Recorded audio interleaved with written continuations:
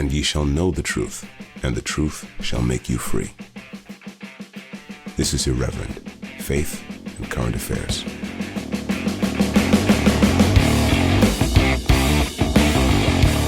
Welcome along, everybody, to a very special episode of Irreverent Faith and Current Affairs. I'm very pleased to be joined by the broadcaster, and I'm not sure if he considers himself to be a comic anymore, but that's what his Twitter handle says. It's Nick Dixon. Nick, nice to have you. Thanks for having me, Jamie. It feels like mere days ago that you were on my podcast. And as for the comic thing, how dare you? Yeah, and I'm not really a comedian anymore. I'm semi-retired, but I'm a kind of comedic commentator. I'm in this strange no man's land. Yeah, because on your Twitter handle, it does say comic Nick Dixon, so it's a bit confusing. Nick Dixon comic. I really want to update that because occasionally people use it against me if they think something I've said isn't funny. They go, comic. And so I want to update that, but I really want to get my own name. But my own name is sort of bagsied by like an egg with no posts who only follows local football teams. And I can't get it back. I want Musk to give me that name back. Are you in touch with Elon, or you've been? Yeah, but it's quite one-sided. He hasn't replied. It was really annoying because Graham Linehan tagged me. You know Graham Linehan from creator of Father Ted. I did our show Headliners on GB with him the other day, and he tagged me, but he didn't tag me. He tagged Nick Dixon the egg with no followers. That's annoying, isn't it? That's really annoying. Very annoying. So just to be clear, it's Nick Dixon comic. Yes. Oh, so who have I been speaking to? I don't know. That's why that guy was so hostile about Christianity. You spoke to the atheist egg. Yeah, man. I'll be careful. They're not eggs anymore, are they? They're just blank avatars. Is that right? Is that Elon? Has he changed it? No, it used to just, that was pre-Elon. It used to be an egg, didn't it? And now it's a blank avatar. Yeah. You know what's happened, Nick? It's just as we started recording this podcast, a fly has flown in here and is buzzing around my head. I think it's a spiritual attack. I think that Satan is trying to derail this podcast by sending in a very, very loud fly. Outrageous. It's probably the WEF. It's probably some kind of electronic artificial Klaus Schwab has penetrated your office. Oh my goodness gracious, really. Yeah, you never know. That's what I think. Listen, I think there's a potential irony here. So if anyone wants to hear the first sort of meeting of two great minds, you can go and check out Nick's fantastic podcast, The Current Thing. And I was on there. In fact, the day we're recording, you've just released it, haven't you? And it's called Based Vicar, and it's with me and Nick. And Nick's asking me the questions. And we mostly talked about religion and Christianity and stuff, didn't we? I think on the whole. So I thought it might be quite good to on this podcast to kind of subvert the paradigm and talk about some other stuff as well. Although obviously, Christianity and religion is it's about everything, really, isn't it? Ultimately, but I thought that might be quite a nice way of approaching it, Nick. But thank you for having me on your podcast. The Current Thing, is that like a reference to? I'm trying to work out whether this is sort of ironic thing, because isn't the current thing when sort of I support the current thing is like a critique of people who like fly a Ukraine flag outside their house, or whatever it is, clap for the NHS. What were you thinking with the title? Yeah, it's a meme. And if you look at the logo, I've copied the meme, but I just stuck my face into it instead of the NPC. So the idea was, so I was trying to think of a name that conveyed a political cultural war commentary show, but also with a humorous element, which I'll inevitably bring, maybe not today, but usually. So I thought, what's a good name? And I kept thinking of different names, and I had all these names like the Conservative Rebel and stuff, which is my Substack, and I thought maybe that's lame, and I'm going to probably change my Substack now. But I was like, that's too limited. Then it suddenly hit me, the current thing, and when it just hit me in the gut, so when I get something like that, I know it's correct. Yep. Something's still off about it. It might be the logo, something's still bothering me about it. But what I like about it is it conveys the kind of slightly wry tone of that. It's serious, it's culture war, but it's not totally serious. But the only thing is, if you don't get it, then maybe that's a slight issue, but I think you can just enjoy it on face value. The current thing kind of makes sense anyway, because it's topical, right? Yeah, but before I realised that it was meant sort of in this semi-ironic fashion, I thought you just meant it in a straightforward way. So when I was going on there, I was thinking, I'm great, I'm really happy to go on the current thing, but I'm not sure I'm a really, I'm particularly current thing here, representing, Christianity and stuff like that. And particularly when we were talking about scholastic metaphysics, I was thinking, this is hardly current, but so it's good to know there's an ironic element to it. There's an ironic element like everything I do, but I asked my friend who's in his 50s, bit of a normie, I said, do you get the title? He said, sort of. I was like, someone suggested I call it safe and effective the other day. It's not a bad idea. Safe and effective. Oh, man. That's cool. Well, no, it's good. It's good. It's good podcast, Nick. You're doing well. I run a podcast as well, so I know how stressful it can be. And you know, Yeah. how people don't understand what goes on behind the scenes, and so they just leave really annoying comments on YouTube, like, oh, you know, that, you know, I wish you hadn't spoken for 20 seconds about, you know, some you know, what you had for lunch. That was really just a waste of my time. And you think, like, you know, the amount of time I spend making these podcasts, and you just come on here and, you know, I've heard you complaining about when people criticize your podcast for being too long, for example. Yeah, I'm sorry, this free podcast is too long. Oh, I've got too much free caviar. I know they say I love the podcast, but it's too long. I'm like, too long? And that's absolutely insane. Yeah, we have every kind of possible complaint. Someone gave it 1 star just now, the Weekly Skeptic podcast. Not my podcast, that never gets 1 star, but the Weekly Skeptic, because they said that was entirely Toby's fault, though. They said because Toby kept using cis het. And I'm like, he's using that as a joke. He doesn't seriously think cis het is a thing to say. 1 star. Yeah. And that's what they do. Is like, if any of your takes are not what their take is, they'll give you 1 star and like condemn the entire podcast. Like, I cannot believe. And a lot of the time, like my takes are so nuanced as well. I think people hear like a part of my take and think, oh, you know, that take is completely wrong, but they haven't listened to the whole thing. Do you know what I mean? It's frustrating because it's taken out of context. Yeah, luckily on the current thing we have 4.9 rating out of 5, almost all great. And on the Weekly Skeptic we have 4.9 out of 5, and the only critics are nearly always having a pop at Toby, so that's great. I love the way you read out reviews which are just positive about you and Toby. If there were ones that were, you know, positive about Toby and critical about me, I would read them, but they're just hardly any of that nature. But I've stopped doing that as much because I could see it was annoying Toby, so, you know, toned it down a bit. Oh, come on, Toby doesn't care, does he? He's all right. And that's the Weekly Skeptic, by the way. If there's someone not listening, I do 2 podcasts, one with Toby Young called The Weekly Skeptic, my own one called The Current Thing. Yeah, excellent. And they're both fantastic podcasts. I love The Weekly Skeptic because it's about 2.5 hours long. It sort of sorts out my podcast listening for about 3 days. So that's great. It's really good. It's getting a bit epic. I mean, you stick 2 workaholics together, and this is what happens. I mean, Toby's a worse workaholic than me, but I'm trying. Yeah, absolutely. It's getting to like Joe Rogan length now, and I think that's a good thing. I think the $100 million payday from Spotify can't be that far away, Nick. But let's talk about. I want to talk about you because there's loads of stuff that I want to ask about because I've been listening to. I think you've been doing it for about 6 months now, haven't you? And I've been listening to it, and, you know, hearing little scraps about your life and stuff like that. But obviously, you were a professional stand-up comedian. So can you tell us something, you know, about how you got into that and how long you did it for and what happened? Because I've heard you say a number of times that you were so disgusted with the industry that you've left it and now you don't want to be a comedian anymore. So tell us about that. Yeah, well, I started comedy and it was kind of a great thing for me because I was kind of had no direction in my life, and I'd always loved comedy. I've been funny when I was a kid. I was obsessed with being funny at school. That's all I cared about. That's all I cared about most of my life, just chipping in with a funny joke. That was it. Just wait for the opportunity, chip in, like Chandler from Friends or something. That was all I cared about. And turned out I was able to do it almost straight away. I finally started. I didn't think I could do it. I always thought I would be a writer. And then I actually finally tried it, and I was quite good. You're never great because you're just starting out, but I was like, okay. Mm-hmm. And, you know, and I was I almost obviously had a talent at it, whereas other people didn't. You could just sort of tell. And so I started, and it just took over. It just took over my whole life. That's all I was doing most nights. You start on the open mics. You do that. I did that for years. Horrendous. Everyone's mentally ill, and it's very difficult. You're in rooms with no one watching except the other comics. It's all disastrous. It's incredibly hard. It's a weird thing about comedy. You start at the hardest possible point, and the better you get, the easier the crowds get. It's kind of backwards. Yeah. So I started there like anyone. Then after a year, I think I mentioned it on our podcast somehow, I did the Gong Show at the Comedy Store, which is in front of 400 people. They can hold up 3 yellow cards, and then they hit a big gong. You have to get off the stage. But I didn't get any cards. I won the thing on my first go. I got a crown. And the Comedy Store agency wanted to sign me. There was 2 other agents there that wanted to sign me, some quite big agents.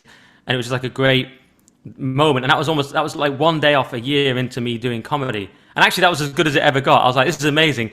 Other people have been gonged off. I've got a crown. This is how life should be all the time. It just was an amazing feeling of 400 people just smashing the gig, thinking, right, this is what I'm truly good at, finally. Yeah. And then after that, it was all a bit of a plateau. It was all some good things. I was on Comedy Central. I worked on a movie with Will Smith, Pre-Slap.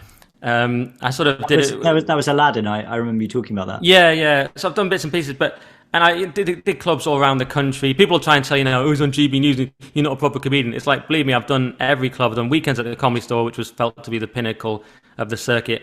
I've done every possible gig in the country over 11 years, incredibly grueling. But there came a certain time where I realized there's a ceiling for people like me due to my immutable characteristics, which are not the ones favored by the comedy industry. Right. Is a delicate way of putting it. Okay. And then people mock you for that as well and say, no, you're just not good enough. It's not that you're a straight white man, blah, blah, blah. But you suddenly realize you're not going to get an agent. I did have an agent at the Comedy Store, which I left, so that was my fault. But at a certain point, that was earlier on, then you got to a point in the industry where you just couldn't get anywhere if you were just another straight white bloke saying, telling jokes. Yeah. And whether you think that's a good or bad thing, that was the case. So that was kind of disheartening. Then the entire industry, it's so woke, it's full of backstabbing, it's full of people of very low character. And I just, what actually happened, I haven't really thought about it that much. It got to the lockdowns and I actually stopped for the first time ever. I'd never let myself stop, for more than maybe a week or something. It was relentless, often doing 7 gigs a week, things like this, whatever it was, something like 11, 3, 4, 5, it varied, but you're doing constant gigs and you have to stay match fit. And when it finally came to lockdowns, we were forced to stop. Right. And I suddenly realized I was happier. No, right. Even though I was totally against the lockdown politically and hated it from the start and spoke out against it and was on talk radio speaking out against it. But actually not having to do stand-up actually gave me a break to reflect. And I just thought, do I even want to carry on with this? Yeah. And then I still came back and did gigs, but then I can't even remember. It's crazy because it was my whole life for 11 years, and now I can't even remember how I even ended up stopping. Yeah. I think I just gradually found it harder and harder to sort of do, and then I just sort of and then I had GB News. I didn't need it anymore, so I was just like, I just won't do it. I came out of retirement to do one gig with Jordan Peterson, where he came on before me. No, he came on after me, and struggled. He struggled to follow me, to be fair. Right. I absolutely smashed it. I still had it. Then he came on after, and Dominic Frisby introduced him and said, we sometimes let new comics come on and do a set as a sort of joke intro. Then Peterson comes on and he said, I wouldn't exactly call this a set, but that was the only joke he really did. He then read a child's poem, and I was like, bro. Wait, so you'll be serious? It actually Jordan, not your impression of Jordan Peterson. It was the real Jordan Peterson. Yeah. He came on after me, and I thought, how's he going to follow Nick Dixon? Because I came back and I hadn't done a gig for 5 months, but I still had it back in the zone, smashing it. And I was like, I'm really good at this. And then I come off, and then he follows me. I wouldn't exactly call this a set. And then he does a child's poem. And I was like, bro, you can't follow Nick Dixon with a child's poem. You've got to punch it up a bit. You know what I mean? You're in my house now. What kind of poem? Like what child's poem was it? It was a Dr. Seuss inspired children's poem. What? But why? I mean, that's so weird. I guess for him it was a very small gig, and he could just do whatever. Wow. And was this after or before you started doing all your impressions of him on the Weekly Skeptic? Did he know that you do impersonations of him? It was before the Weekly Skeptic impression, but it was post me just doing the impression to people and people saying, like, you should do that. So it's really funny. Everyone's saying, do the impression. He's going to be there. Do the impression, right? Yeah. And then just before the gig, Andrew Doyle came up to me and goes, you're not going to do that impression, are you? And I was like, don't worry, Andrew, I'm not going to do it. I decided to myself anyway, it's not the best thing to do. He's in the crowd. I'm not going to do, my first gig in 5 months, I'll do an experimental bit about Jordan Peterson, doing an impression of him with him in the crowd. I was like, nah. Yeah. Oh, wow. I didn't realize that happened. Did you meet him? Did you speak to him? I actually didn't. I'm just not much of a fanboy, Jamie. I mean, just today, someone's asking me, do you want to meet John Cleese? And I'm like, I mean, I've worked with Will Smith. I was like, whatever, I'm not that big on that kind of thing. The only person I met who was truly impressive was the top G, Andrew Tate. Yeah. No, I'm sure all the Christians will love that. But, so I'm a Christian as well, but people attack me about liking Andrew Tate all the time. So let me ask you this then: did you meet Will Smith? And if you did, who's more of a top G, Will Smith or Andrew Tate? Andrew Tate is far more of a top G. When you meet him, he's far more impressive. It could be because we've seen him on the internet so much. But when I met Will Smith, I was like, hey, all right, Will. And it was fine. And he was a nice guy and everything. But and I worked with him on this movie. But when I actually met Top G, it was a different level. He's just on a different level. And everyone, all the people who claimed to not like him were flocking around for photos. Don't believe them. They were all like, people I work with at GB, I hate him. And it's like, I need a photo for my kid. It's like, yeah. You love the top G. Yeah. Well, I mean, look, Nick, if there are people on here who are thinking, oh, I can't believe Nick Dixon is saying that Andrew Tate is the top G, I direct them to the extensive conversation you had on the Weekly Skeptic with Toby, where you really got into all the nuances of this. I mean, it was like a very, very sophisticated, nuanced philosophical debate where Toby probed every single angle of your affection and love for Andrew Tate. And I thought you did. I mean, I can't say I was 100% convinced by it. I mean, as if the guy has like a porn studio in his house. I mean, as a vicar, I can't really be like supporting him. But nevertheless, I thought you did as good a job as you possibly could have done defending him.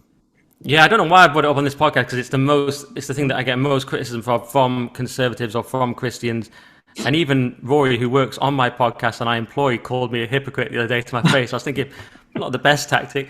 But I said, I don't think I am a hypocrite. If you go to my Substack, nickdixonsubstack.com, I have an article about it before he even went to prison, when he got cancelled, or when he got uncancelled in a sense, and then he went to prison. But my argument was sort of largely around, we need these generals in the culture war. They can't be perfect. No one's perfect. We hold people to this high moral standard, but we also need to win this thing. Right. And the generals are never perfect people. Patton, or whoever it was, Custer, whoever you want to cite throughout history, Ulysses S. Grant, whoever it is. I'm just picking random names from American history. Winston Churchill. Winston Churchill, that's a better one. Yeah. They can't be perfect people, and this was my argument, or part of it. Yeah. No, I thought you did a good job. Just go back to the comedy thing. So one thing that interests me is, like, when you said you got to the ceiling, or obviously you were saying it's partly to do with your immutable characteristics, but were you also telling sort of conservative jokes or what? Yeah, there was limited amount of conservative jokes you could tell on the circuit, because you have to get laughs from a broad range of random people, right, so they have to be quite broad in a sense, and unless you're like incredibly skilled maybe, but they just have to be a certain style. So it wasn't that much of that, though I did then start to say certain things, and I wrote an article, and I mean I wrote one article, and just the article in draft form got me dropped by just a small promoter who was going to do my Edinburgh show. What was it about? It was about Jordan Peterson and stuff. It was a kind of very nascent take on the kind of things I talk about now, and it was just a vaguely sort of pro Jordan Peterson type thing about the comedy world or something. I don't remember the details. I just remember it was enough for them to say, we can't work with you, and that's just what the comedy world's like. So it became very obvious for someone like me. It's not really this was just going to be no opportunity really. Just what happened in the comedy world was, you'd come down to like, everyone's trying to do the Apollo, live at the Apollo, and there'd be like 6 slots, one white guy, and then there's most of the people doing it are straight white men, because just that's the country we're in, and most people do comedy men, and most people in England are white. So it was basically like the majority of people going for the most people going for the smallest slot, and so it became very, very difficult. It wasn't just that, and then I had my mini cancellation thing where I said, I mean, I'm making the point again here to get myself in trouble, but this is the thing I got mini cancelled for, or piled on. If you listen to the Weekly Skeptic, you'll know that Toby doesn't let me call it a cancellation. Yeah, I call it a mini cancellation or a pile on. I don't know. Did you see all that? I talked about it on Twitter. I don't know. I don't know what your mini cancellation was about. So tell me. Oh, I've walked into this one. It was it was a stupid thing where someone didn't want to book me for a gig because I was a straight white man. And this wasn't a new thing to me at this time. I just thought it was funny. I didn't care about the gig. I'd never done it. So what I did was I posted it with all the information taken out, so no one could, dox him or whatever. And I just said, I dream of a day when I'll be judged by the content of my character, or at least the content of my content, just as a very sort of low-level Martin Luther King joke. I thought it would get about 39 likes, which it actually did, until the Express picked it up. And I foolishly gave him a couple of comments, and then that Chortle, the comedy blog that hates comedians, picked that up, and they once they picked it up, it sent the kind of low level dregs of the open mic world and all this, for everyone actually, from high level comedians like Jason Manford and Richard Herring to unknown open micers, attacked me. Okay. And then it ended up in the Telegraph, who supported me, and ended up on the Jeremy Vine show, where I'm told Jeff Norcott did a good job of defending me, which I've thanked him for, but I didn't watch it. Right. And so it kind of became a national story. I think Paul Joseph Watson covered it on his site, and I was like, oh my God, this thing's just escalating. Probably shouldn't take the Lord's name of it. But it's on this podcast, but it was escalating anyway. So, and then the comedy world, everyone just piled on me for, a few days, and it was something I wasn't used to at the time. Obviously now, doing GB News, I get called names every day on Twitter. Yeah. So it was pretty brutal. Couldn't sleep for 3 days, couldn't eat, and oh my goodness! And it was a fairly unpleasant experience, and that was kind of the final straw for me, I think, with the comedy world. What was the outrage that you'd appropriated the language of Martin Luther King in the struggle for civil rights for Black people and applied it to yourself? No. A privileged white man? No. The outrage was just that I had named this thing that, as a straight white man, you are there's discrimination against you in the comedy industry, and just by naming that, I was actually the victim. Strange, isn't it? But just by naming it was victim blaming, Jamie. They naming. They literally told you that the reason you didn't get the gig is because you're white and a man. Yeah, but I was attacked for saying it was an issue. So my vision was the liberal vision of let's book people as individuals. We don't care if there's 2 gay acts, they're different people. Let's put them both on. If the bill is 3 women, they're different. So my thing was, I don't believe in quotas. I just believe in comics are individuals. Just book the best ones. And that's it, really. And that was thought to be very controversial. I explained it on Mark Dolan's show at the time on Talk Radio, and he couldn't understand. He was like, what have you done? And I explained it on trigonometry, and they were like, but what have you done wrong? Yeah. And I hadn't actually done anything wrong except call out something you're not supposed to say. And then was like, oh, you're moaning. And then Jason Manford did a hilarious thing of listing all these comedians that disproved my theory. And they were all comedians that had made it in like the 90s and early 2000s. It's like, I know you've made it, guys, and you're still there. So the old white man... Yeah. Hey? Yeah. Martin, yeah. It was like Alan Davis and people. It's like people who are still there. Yeah. In the comedy world, it's like if Gary Lineker was still in the England football team. It's like those white men are still there, but no new ones are allowed to come through. So he just proved my point. It's like, I know you're famous, Jason. Well done. Yeah. And what was amazing was he threw me under the bus to nearly 400,000 followers after I'd always got on with him, always been nice to him, always defended him when people attacked him, because he was cancelled for an impropriety where he lost his job on the One Show. Right. And I'd always defended him, but he did the same to me. He even was suicidal a little because of that, because he said that in a live podcast. And yeah, he did the same to me. And that's that is a terrible true thing. evil.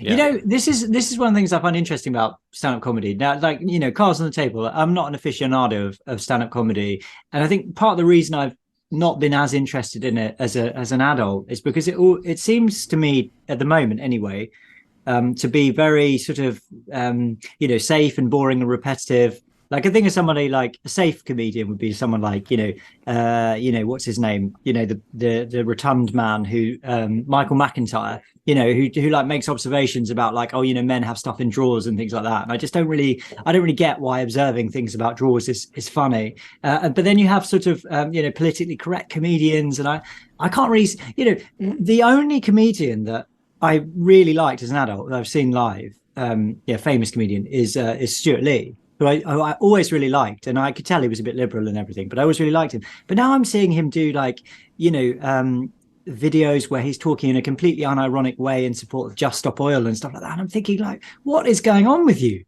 This is just crazy. The whole point of Stuart Lee is about just this kind of like rigid, total cynicism about everything. This bitterly ironic, cynical take on everything. And now you're unironically promoting this globalist establishment agenda.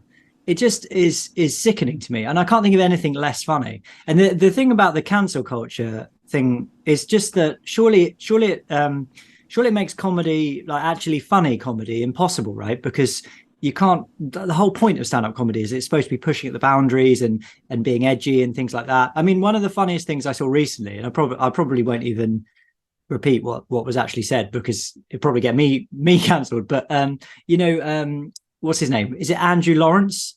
Who do you know? Is that right?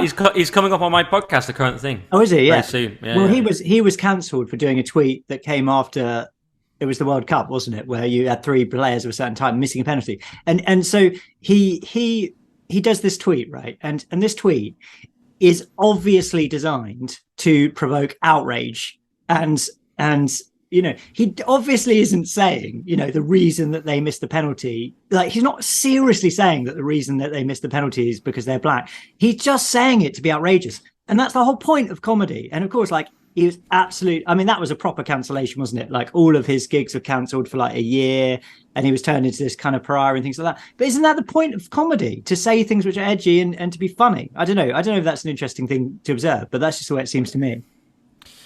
Yeah, of course. And someone said to Andrew Doyle yesterday, what comedians have actually been cancelled? And I've got a few hundred likes just saying, well, Andrew Lawrence is a classic example. I mean, his agent lost all his gigs. Other comedians actually said, we will leave the agency if you keep him. So it doesn't get much more cancelled than that. It doesn't get much more vicious than that. And for obviously a joke, but everyone pretended he's just racist. And that was actually the second time Andrew had been cancelled.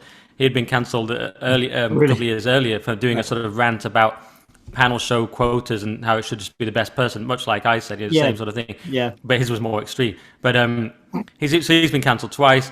And classic. On your point about McIntyre, one of my good friends is his best friend, and he is an incredibly skilled performer, obviously. But I can understand it's not what you mean. It's not to your taste. And the other thing, Stuart Lee, I just wanted to pick up on. Yeah, that is very much where the culture has gone, though, isn't it? That's the classic tale of the counterculture left becoming the establishment and not being able to accept it's the establishment and insisting it's still somehow a rebel, but now just imposing the regime's views, the cathedral's views, whichever word you want to call it. So it was very funny because I saw Shirley quite a few years ago now at the Leicester Square Theatre, and it was full house on a Sunday, but still within his set he kept having to pretend that he was sort of failing. He sort of said, like, implying that, like, this is why not many people are here, or blah blah. Like, I was thinking, you've packed out a Sunday. This is a multiple gig run at Leicester Square Theatre. It's packed, and it's like, you're still pretending that somehow you're a failure. It doesn't work at all. What he should have done is not for me to say what he should have done. What might have been better is do a show about how you're now successful and you are the establishment and your conflict about that. That would be much more interesting to me. Yeah. I saw him at the Gulbenkian Theatre in Canterbury. You ever been there? No. It's good. It's good. I used to work there as well. It's on the campus of the University of Kent, but I saw him there, and honestly, man, he was so funny. I mean, this was about 10 years ago, but it was like, when you laugh so hard, like the back of your head is hurting and you feel like you can't breathe and stuff like that. I mean, he was really good. And I don't want to. Technically, he was amazing. It's just a pity he became evil. Yeah. But by the way, I've just quickly confidently said I haven't been to that theatre, and I realised I may have even performed at it, because when I've done so many gigs, you go to these towns, you can't remember what you've done. That's why I was asking, because in Canterbury there are basically two theatres. There's a Gulbenkian Theatre and then there's a Marlow Theatre, and I just wondered whether you'd played in either of them. I might, because I supported Tom Stade on 2 national tours, and I can't remember. In comedy, the experience was often go to some small town, not necessarily Canterbury, that's a great town, but you go to these different towns, you'd be in, have I been here? And you used to be wandering around, and eventually it'd click that you had. It was mad. Yeah, no, it's just interesting. It's interesting. What about like Christians in comedy? Can you give me one sec? Sorry. Yeah, absolutely. One sec. Yeah. So Nick, are there Christians in comedy? I mean, can Christians be funny stand-up comics as well? Good question. There are Christians, and some of them don't really talk about it. One of them is Milton Jones, who sort of just does puns. Another is Tim Vine, who sort of just does puns. And so they are Christians, but they don't really discuss it because of the nature of their act. Another example is Frank Skinner, who's a Catholic, who sometimes has started discussing it. My friend Paul Tonkinson is a Catholic. Again, doesn't really talk about it too much on stage. So there are, but I can't think of too many who discuss it openly on stage. Yeah. I've seen, I mean, that's another thing. Look, I don't want to do down these guys, but like, I just don't get puns. I mean, I don't get it. I mean, people love Tim Vine. I've seen them watching him and like, just in absolute hysterics. And I don't know, maybe I'm being too cynical. And I feel bad about what I said about Michael McIntyre as well, because he's probably really good at what he does. And I haven't watched him for years. And it's probably outrageous for me to slag him off when I don't really know what he does. So I do apologize for Michael McIntyre fans.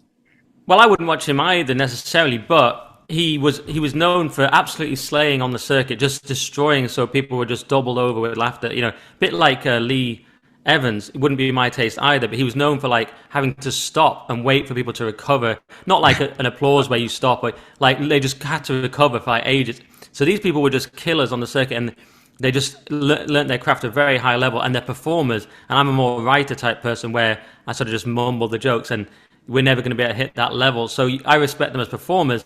And on the pun thing, yeah, it wouldn't be my thing either. A lot of people praise someone like Gary Delaney, and he's a great joke writer, and he's a good guy. But what I tried to do as I went on was disguise the joke more and more, and that seemed to me a bigger skill. So even to the point where a comedian like Adam Bloom, who's very sort of into the craft of joke writing, he criticized one of my jokes, said, "You don't need this bit." And I said, "Yeah, I know I don't need that bit, Adam, but I've deliberately actually put that in to actually increase the realism of that joke." Yeah. Can you tell us what it is? What the joke was? I'm trying to think what it was now. I knew it was about me living in America. So I'd been over to America, which is a real thing. I was engaged with someone in America. Long story. And I said, I would have been something about how I'd be too annoying if I was going to move to LA, and I just like telling people I've been in LA and how annoying I am about it. And I said something like, I was at the supermarket the other day. I was like, "Oh, sorry, I've only got dollars. Just been in LA." And I go, I was at the self-service. Didn't really need to say anything. And so the joke is, I was at the self-service. Yeah. So he was saying the joke should have been, I was at the self-service. But what I used to add quickly on the joke was, didn't really need to say anything, which is a kind of unnecessary sort of explanation. You wouldn't normally do it, right? It's a kind of weird meta explanation. You would say, "Here's the joke." You'd go, I was boasting Tesco the other day, going, "Sorry, I've only got dollars, just been in LA. I was at the self-service." That's the joke, right? But I go, "I was at the self-service." Didn't really say anything, which is a sort of ridiculous thing to add to the joke, but it's a kind of weird meta sort of course I didn't need to say anything, and I'm almost like explaining the joke. It's a kind of weird example. Yeah. But I would try and build in these things as I went on to kind of achieve a certain level of like, weird kind of I think character or realism. I see what you're saying. I think that makes it funny. Is that like a Ricky Gervais, David Brent thing though? I mean, does it originate with the character of David Brent, that sort of thing? Because it sort of sounds a bit like it. Well, I've certainly been compared to Ricky Gervais. I was called a pound shop Ricky Gervais on one of these on one of the comments somewhere. Or was I called a poor man's Ricky Gervais? I was called something where I still thought I'm still doing all right, because Ricky Gervais at the time was estimated to be worth 56 million, and I thought even a poor man's Ricky Gervais could be doing all right. You know what I mean? Yeah. If you had, say, 5.6 million. Yeah, that would be all right. But it was a bit annoying that he kind of stole that, because I've always just been completely myself, but people would compare it to Gervais, and I was like, it's kind of annoying that I say stole. I mean, got there first. Yeah. But it's kind of annoying that he beat me. Yeah. And maybe people will say that. If you want to watch my comedy, you can go to the. There's a clip called "If Hitler Started a Comedy Night," which for some reason has like 350,000 views last I checked, something like that. Right. Or maybe that other one, or 150,000. Okay. One of them anyway. I think my Britain's Got Talent's got 350, but that was me at the backyard. No, Britain's Got Talent. Yeah. The comedian. Yeah. Oh, really? I didn't know this. Okay. And it's weird, isn't it, now? Because people see me now that I'm a far-right commentator. It's kind of weird that I was on. The alt-right, yeah. It's weird that I was on Britain's Got Talent, but I got 4 yeses, Jamie. 4 yeses, absolutely annihilated. Okay. Smashed the gig, but still didn't get through because it's rigged. The system is rigged. Okay, yeah, against yes, the cishet white man. But I didn't really have a story. Like, this professional white male comedian smash his gig is not really a story, is it? Yeah. I wasn't doing it for my disabled, cousin or something. It was just like that's a terrible example, but it was just I just smashed the gig at the Palladium. It was such a funny thing. You wander out there. It's such a weird thing. Simon Cowell, first question he asked me, "Are comedians dark?" And I'm like, "You're asking me that at the Palladium?" It's the opening question in front of packed Palladium. So we get into this weird philosophical debate. Yeah. Then I have to do my set about my ex-girlfriend. But it went very well. So on the Hitler one, do you do a Hitler impression? No, they just called it that because it's based on because everyone was saying that Comedy Unleashed at the Backyard was a kind of alt-right gig. And I said, guys, and that is true. I said, if Hitler came back, this is what he'd do, a comedy night on a Tuesday night. He'd warm you up with a few, I said, bleep jokes, word for genitalia, and then he'd hit you with the Jew stuff. I said something like that, something ridiculous. The idea that Hitler would do a comedy night. I suddenly got worried there, Jamie, about your audience. I was like, which words can I say and which concepts can I invoke on Jamie's podcast? No, it's okay. It's okay. I think if people have been with us for this long, they know where we're coming from, and they're okay with it. No, that's interesting. So, but now you're in the media, right? So you got into GB News. How did you get into that? Did you apply, or did someone ask you to do it, or? Yeah, that's a great example of hard work meeting opportunity. And what's the phrase? Luck is when preparation meets opportunity. Yeah. Okay, I don't know that. Yeah. So basically, Andrew Doyle had seen me much earlier at a club called Top Secret Comedy, which is like the most fun comedy club in London. All right. Probably the best club in the country, last I checked. And I would always have these amazing gigs there, and many people would, but it was such a great place. And he came down and saw me there, and he liked my comedy immediately. And then when Comedy Unleashed came up, which he started with another guy called Andy, which is like free speech comedy because of the state of the comedy industry. When that came up, he got me on there. I smashed that as well. And all I did was I smashed every gig he gave me. So therefore, it sounds boastful, but it's just my job. Therefore, and it's not like I smashed every gig ever, but the ones that Andrew saw me at. Yeah. When he started GB News and had his show Free Speech Nation, he invited me on.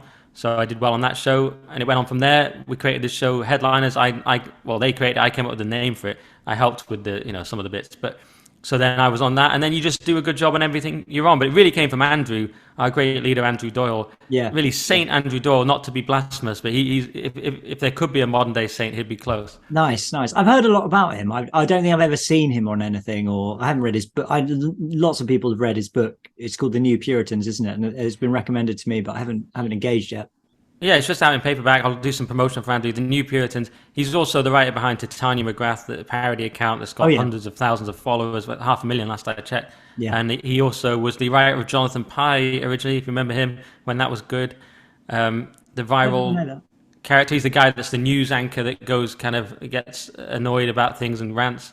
All right. Andrew used to write that. Okay. Yeah, Andrew's a genius. He's written many plays and musicals. Just an all-round sort of genius. Okay. Not quite as funny as me, but can't have everything. yeah, but sort of almost as funny as you.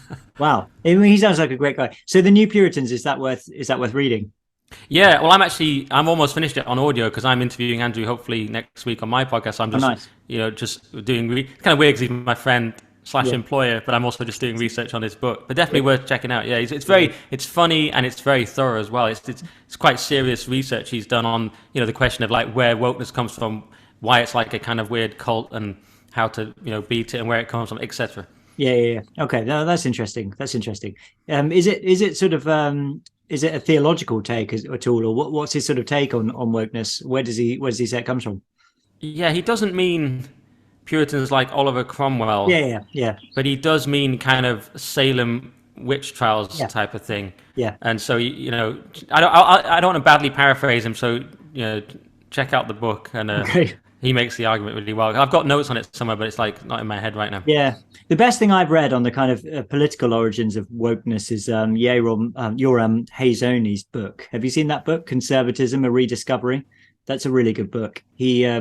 And he's got this good thing about the way that liberalism can't enforce its own values of equality and fairness. So eventually it has to morph into a kind of neo-Marxism, and this is where wokeism comes from. I mean, so it's a lot more sort of in depth than that, but that's a good book.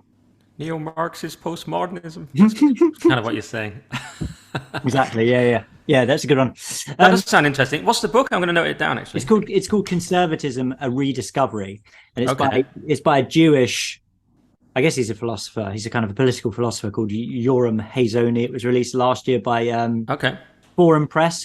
That's the press that's it's run by George Owers, who's, I don't know whether you come across him. He's got a brilliant Twitter account called Capel Loft. In fact, I'm sure I've heard Toby mention him on. Isn't he the Tory socialist? Yeah. And he wrote that article on the Daily Skeptic website recently about wokeism and religion. Yes, we covered the thing on the Weekly Skeptic about how wokeness was a confessional state. Yes, that's it. That's the one. Yeah, George Owers. Yeah.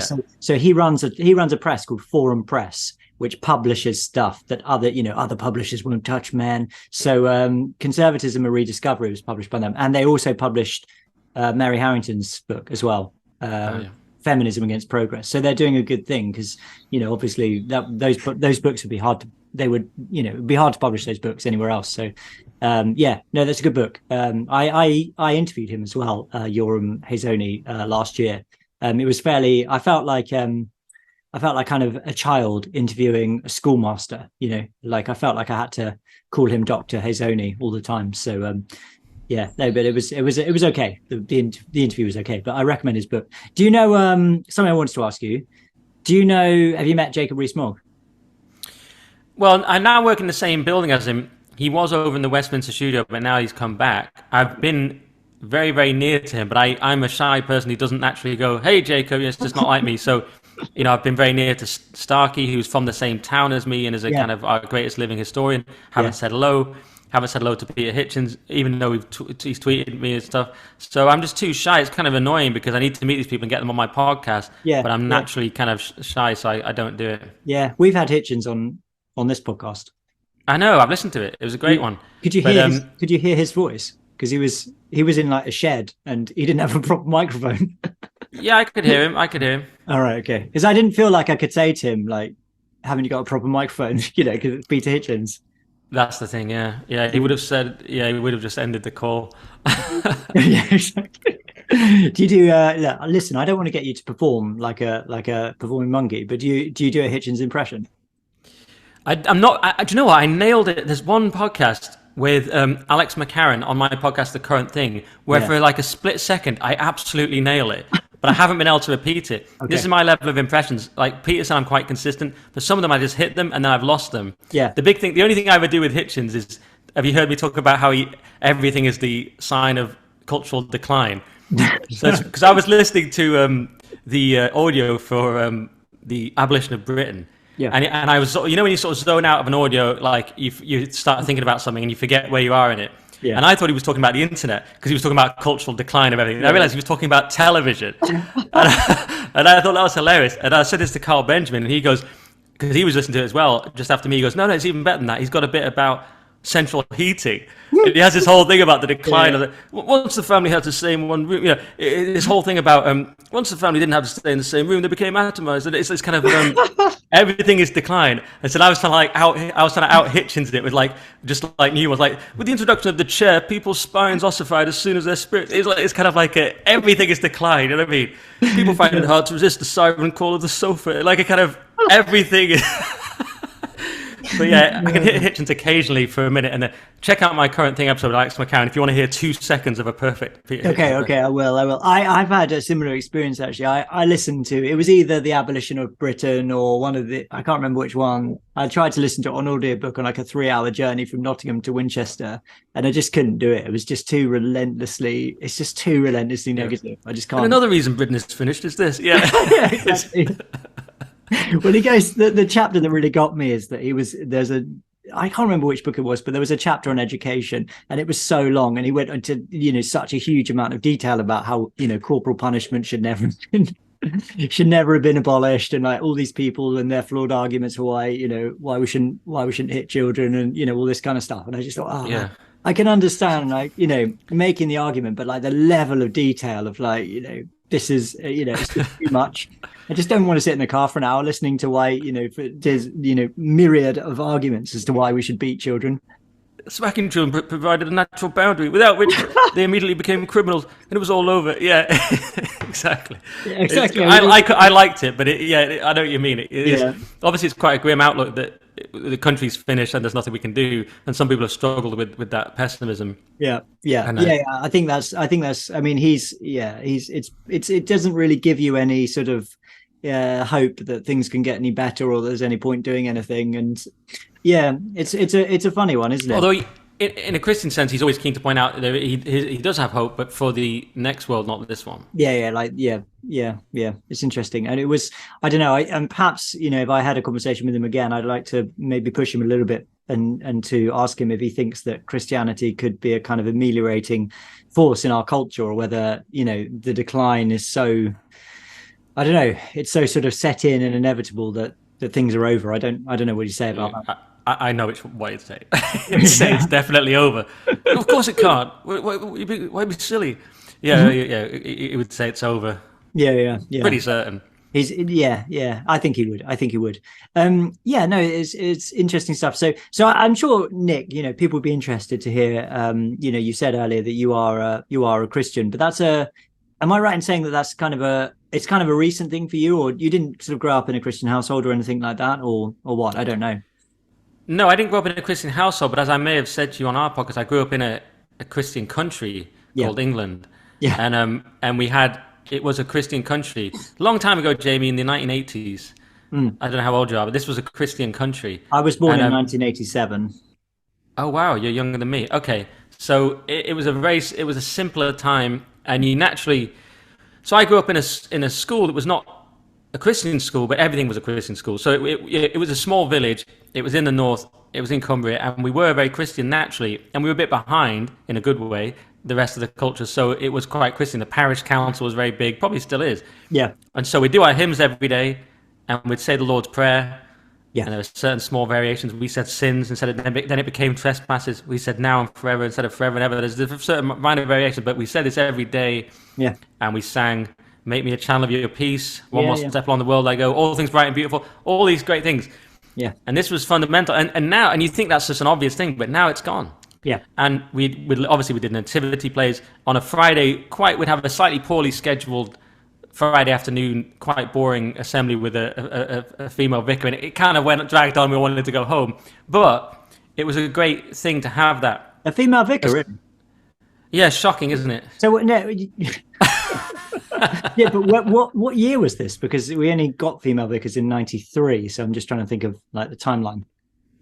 Maybe she wasn't a vicar then. Maybe could she have just been someone working in the church? Possibly. I don't know when Methodist. She wasn't the vicar, so she probably wasn't a vicar. But she was just. Maybe she wasn't a vicar. She was just associated with the church. Yeah. Okay. Because she couldn't. Because there was no way it was 93. So yeah. Well, I don't know when Methodist might have started doing it before we did in the Church of England, because they've always been a few steps ahead in their desire to destroy the church by liberalisation. So. I found out my granddad was a Methodist, but only after his death. We found out at his funeral, like, okay, he was a Methodist. Okay. Well, my point was, we had it, and I talked about it on our podcast, but it was a pervasive thing. We were just naturally Christian. The school was very Christian without it being overtly called a Christian school necessarily. My secondary school was the same, religious assemblies. Yeah. And so the question was, sorry, did I grow up in a religious household? But the answer is no. My parents are atheists, but they did get us christened because it was culturally the thing to do. You would become christened, and it was we were nominally Christian then. Those were the days when any form you would answer Christian, yes, just naturally. And that's something else we've lost. Yeah. Is that fly still bothering you? Yeah, it's still here. It's literally. Schwab is very thorough. Schwab with no, it must be Satan, because now we're talking about Christianity. He's ramping up. It's actually getting worse. Yeah. You want to stop and get rid of it because it could destroy the whole podcast. Honestly, it will go in a minute. It's fine. Okay. Unless it's distracting for you. No. But does that answer your question? Yeah. Absolutely. So your parents were atheists, and they took you to get baptized as a baby, right? As an infant. Yeah. That's an awkward one for the vicar. I mean, no one ever thinks about the vicar, but that's an awkward one, isn't it? Because you're always thinking when people come in, like, what's going on here? Like, why are you getting this child baptized? But so why did your parents do that, do you think? But is there a difference between baptized and christened, or is it just a different terminology? Because when I hear baptized, I think of those Americans dunking themselves in water, the whole as an adult in a pool. You know what I mean? Yeah. Whereas we were just, it was a dab on the head at the church. Yeah. And it was done.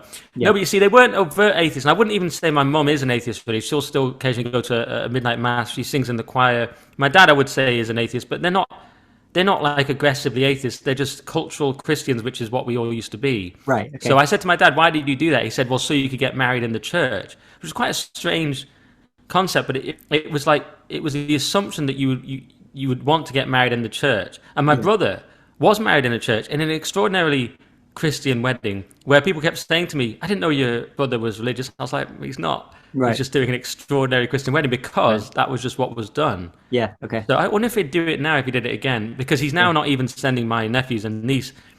They don't have any Christian education, which to me is an absolute tragedy. They don't even get the basics that we got, that I've alluded to. Yeah. So that to me is a reckless sort of tragedy. But so you're saying that was the vicar would have been like, what are you doing, mate? Well, it's tricky, isn't it? Because as a vicar in the Church of England, you're there for the people who live in the parish, right? So people have a right to get married and baptized in the church and everything like that. And technically, you can't refuse them, but you're also permitted to kind of make sure that they're prepared to undertake the sacrament of baptism for example. Baptism is about joining the church. I mean, that's one of the meanings of baptism. It's about becoming part of the church, right? So if you bring a child to be baptized, the part of the symbolism of being baptized is about joining the church, right? So it's a strange thing to come and bring your child to be baptized and then never bring the child to church, because that's part of the symbolism of baptism. Well, I think you're being a bit harsh there, because we did, of course, go to church because we were constantly. The church was opposite the school, and we were constantly in the church, so we were naturally in the church anyway. I mean, my upbringing, I just remember the dark pews, which I loved, which they've changed now, and they're all sort of pine. It looks like a yoga studio, but back then it was dark pews. We'd kneel on the cushion. I'm not sure what the technical name for it is. We'd kneel on this uncomfortable prayer cushion, and we'd be wearing shorts. It's called a hassock. A hassock. Yeah. And we'd be wearing shorts, because of course we had uniforms then. It was weirdly like shorts, but and then the tie with a shirt and jumper. And we'd be kneeling on the uncomfortable hassock and praying. And this was great. It had an awe and majesty, and this is just natural. And I think that's terrible that we've lost that. But I also think are you being too, as a vicar, being too sort of, I don't want to say puritanical, but are you being too strict about it? Because we were going to the church all the time naturally with the school. Yeah. And it wasn't like my parents were sort of burning Bibles. They just perhaps were normal English people who were vaguely Christian but hadn't really thought about it, or you know what I mean? Yeah, no, I do. Yeah. I just mean in my context, when you get people who come in, and a lot of the time you can tell that what they want is for the child to be baptized, and then you'll never see them again. That's just right. There is something about that which it's just hard to get inside the minds of people who spend their time organizing baptism and then not being part of the church, not being Christian. There's obviously still a kind of folk religious aspect to it which people find appealing. Well, to me, that so we're obviously coming at it very differently, because I'm not a vicar. I'm just a bloke. But I think that's, even though it's not ideal, I think it's sad that we've lost that. Right. I mean, it's like my mum is president of the WI, or she's just stepped down. She's now become vice president to smooth the succession. But I'll give you an example. They were up the other day on the Fells as a charity thing, singing Jerusalem on the Fells, and she filmed it and sent it to me. I mean, how based is that? Yeah. I mean, because the WI is a Christian institution, but they do sing choir hymns and stuff. So I'm not, they're not atheists, but they're not perhaps dedicated Christians, but it's still good, isn't it? Yeah. I think it's good. I guess it's the question of cultural Christianity and how much that's a good force in a culture, and I think it is. But also I suppose the critique of it would be that it's not like a really committed personal faith. I don't know. I hear what you're saying. I'm not saying that I'm all in for the latter critique. I'm just saying, I'm just sort of thinking it through. But anyway, because I was just going to say, I asked a question on my Twitter once, which is, if you could only be one, is it more important to be a cultural Christian or a spiritual Christian? Which I thought was a really interesting question, because you get these spiritual Christians, they believe it, but they're into bongo drums and they're woke or whatever it is. And then you get the cultural Christians, maybe Douglas Murray, who would basically believe who say, look, Christianity is good, this is why it's good, we need all these things, but they don't actually have the personal belief. And I was saying, which is better? So well, you need both. You need both of them. I mean, and I find this kind of thing of saying, well, I'm a Christian and I've got my beliefs, but I don't think that should in any way translate into the public sphere. You get lots of Christians arguing like this. I think that this is just nonsense. Christianity is the truth, and the truth is good for everyone, and therefore it should have some kind of purchase in politics, in government, in law, and so on and so forth. I mean, I'm not sort of clear on all the individual details of what that looks like, but nevertheless, as a principle, I buy into it. If that makes sense. Yeah, well, even Rees Mogg said on that, well, look, my views on abortion won't affect policy. And Kate Forbes, they go out of their way to say, oh, I'm a Christian, but I'll still do loads of liberal things. You know what I mean? Yeah. So it is a bit frustrating. And I even asked Richard Tice, we just released a clip of this on my YouTube, should religion and politics be separate or something like that? And he was sort of playing it down, saying, I'm a Christian, but I wear it lightly. And we've always kept church and state sort of quite separate, or things like this. Well, not always. True, though, is it? It's not even true. Our church and state are not separate in England. So it's just not, factually, it's not correct. Yeah, he may have not phrased like that, because that's obviously wrong. He may have said politics and religion, something like that. But yeah, exactly. But I'm with you. I don't think you can separate them like that. But Yeah. Well, that is one thing I thought when I've heard about Jacob Rees-Mogg talking about abortion. He has said some good stuff in public about it. You know, he described it last year in a thing that was, you know, filmed, and I saw it on YouTube. I forget what it was, but he described it as a cult of death, and he was like, you know, talking about the statistics and stuff like that. So he was using strong language about it, and I don't know when he's saying, you know, my views won't affect policy, whether he's saying that as a kind of just a statement of fact, you know, that his views are so fringe relative to the mainstream that it won't affect policy, or whether he's saying it's a good thing that, and it's the right thing that my views won't affect policy. I'm not sure which one. It was when he was being thought of as a potential leader and he was being grilled out on TV shows. He was very firm that he said, I uphold the teaching of the Catholic Church. But then they said to him, well, would you change the law when he got in? And the way he got around the question was saying, well, it won't come up because my view is the minority and the law won't be changed. So it was a way of deflecting the question, saying, well, it doesn't really matter. But obviously the implication was, of course he would change it, but he got around it by saying it's not going to happen anyway. Okay, yeah. But if he were to say, yeah, I think even though my influence won't make a difference, I think it should be changed, then that would be like the end of his political career if he said something like that.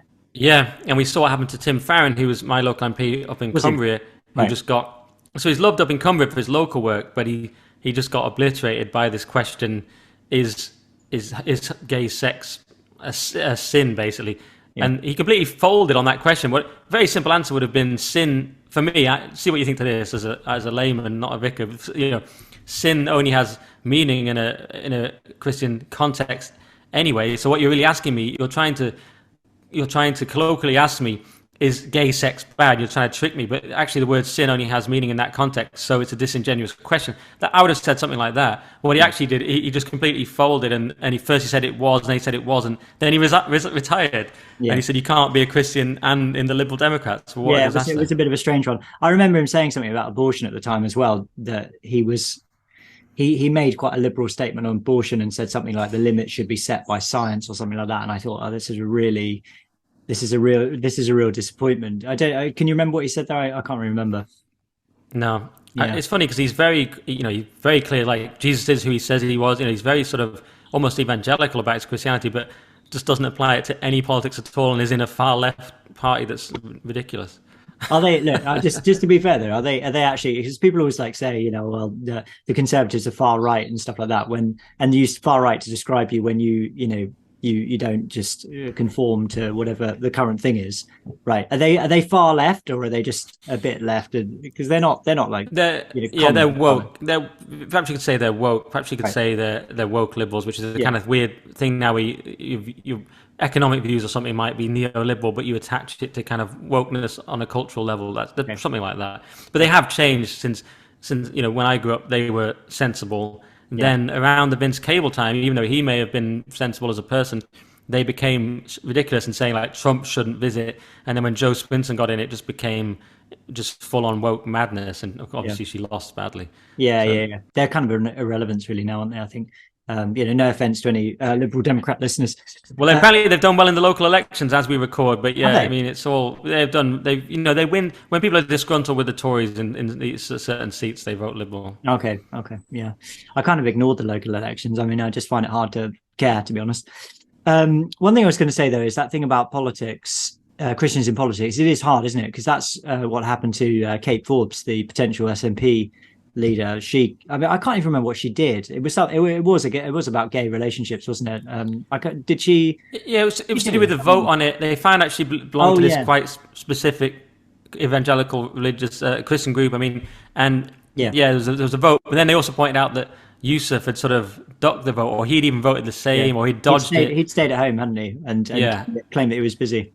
Yeah, on some business thing or something. And it was just like you think the same as a Muslim, but you're pretending to be woke. It's a weird one, isn't it? I don't really understand that. You know, as a Muslim, surely you need to be a bit more.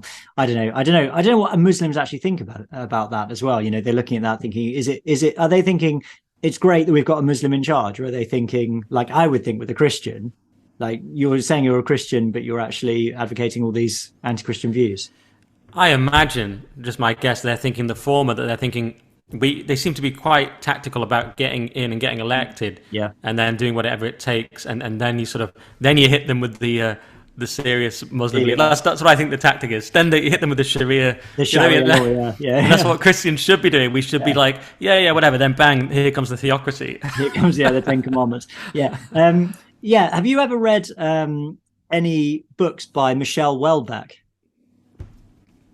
Jamie, not only have I read any books, I've read all of them. No way. I've read almost all of them as well. I've read almost all of them except one. Which one? Maybe except two. The one about art and the most recent, which didn't look as good. But I've read all the novels. I've read his letters with that annoying French liberal guy. I've read his work on Lovecraft, and even though I haven't even read Lovecraft, I've read almost everything by Houellebecq, and I think he's probably the greatest living novelist. Right. Okay. Cool. Well, that's good. So, for people who don't know what we're talking about, he's a living novelist, French novelist. I've read about 5 of his novels. I think I have read the most recent one is Serotonin. Is it called Serotonin? I can't remember. I think so. Basically, all his novels. Submission is the most recent I read. Yeah, Submission. Yeah, that's the reason I mentioned it. But basically, I don't know what you think about this, but I think all of his novels are kind of the same. They're all about a kind of sexually frustrated, middle-aged, white Parisian male who, I don't know, most of them involve him getting involved in some kind of sexual relationship, and then that relationship ending terribly because Muslims like butcher his girlfriend in a terrorist attack.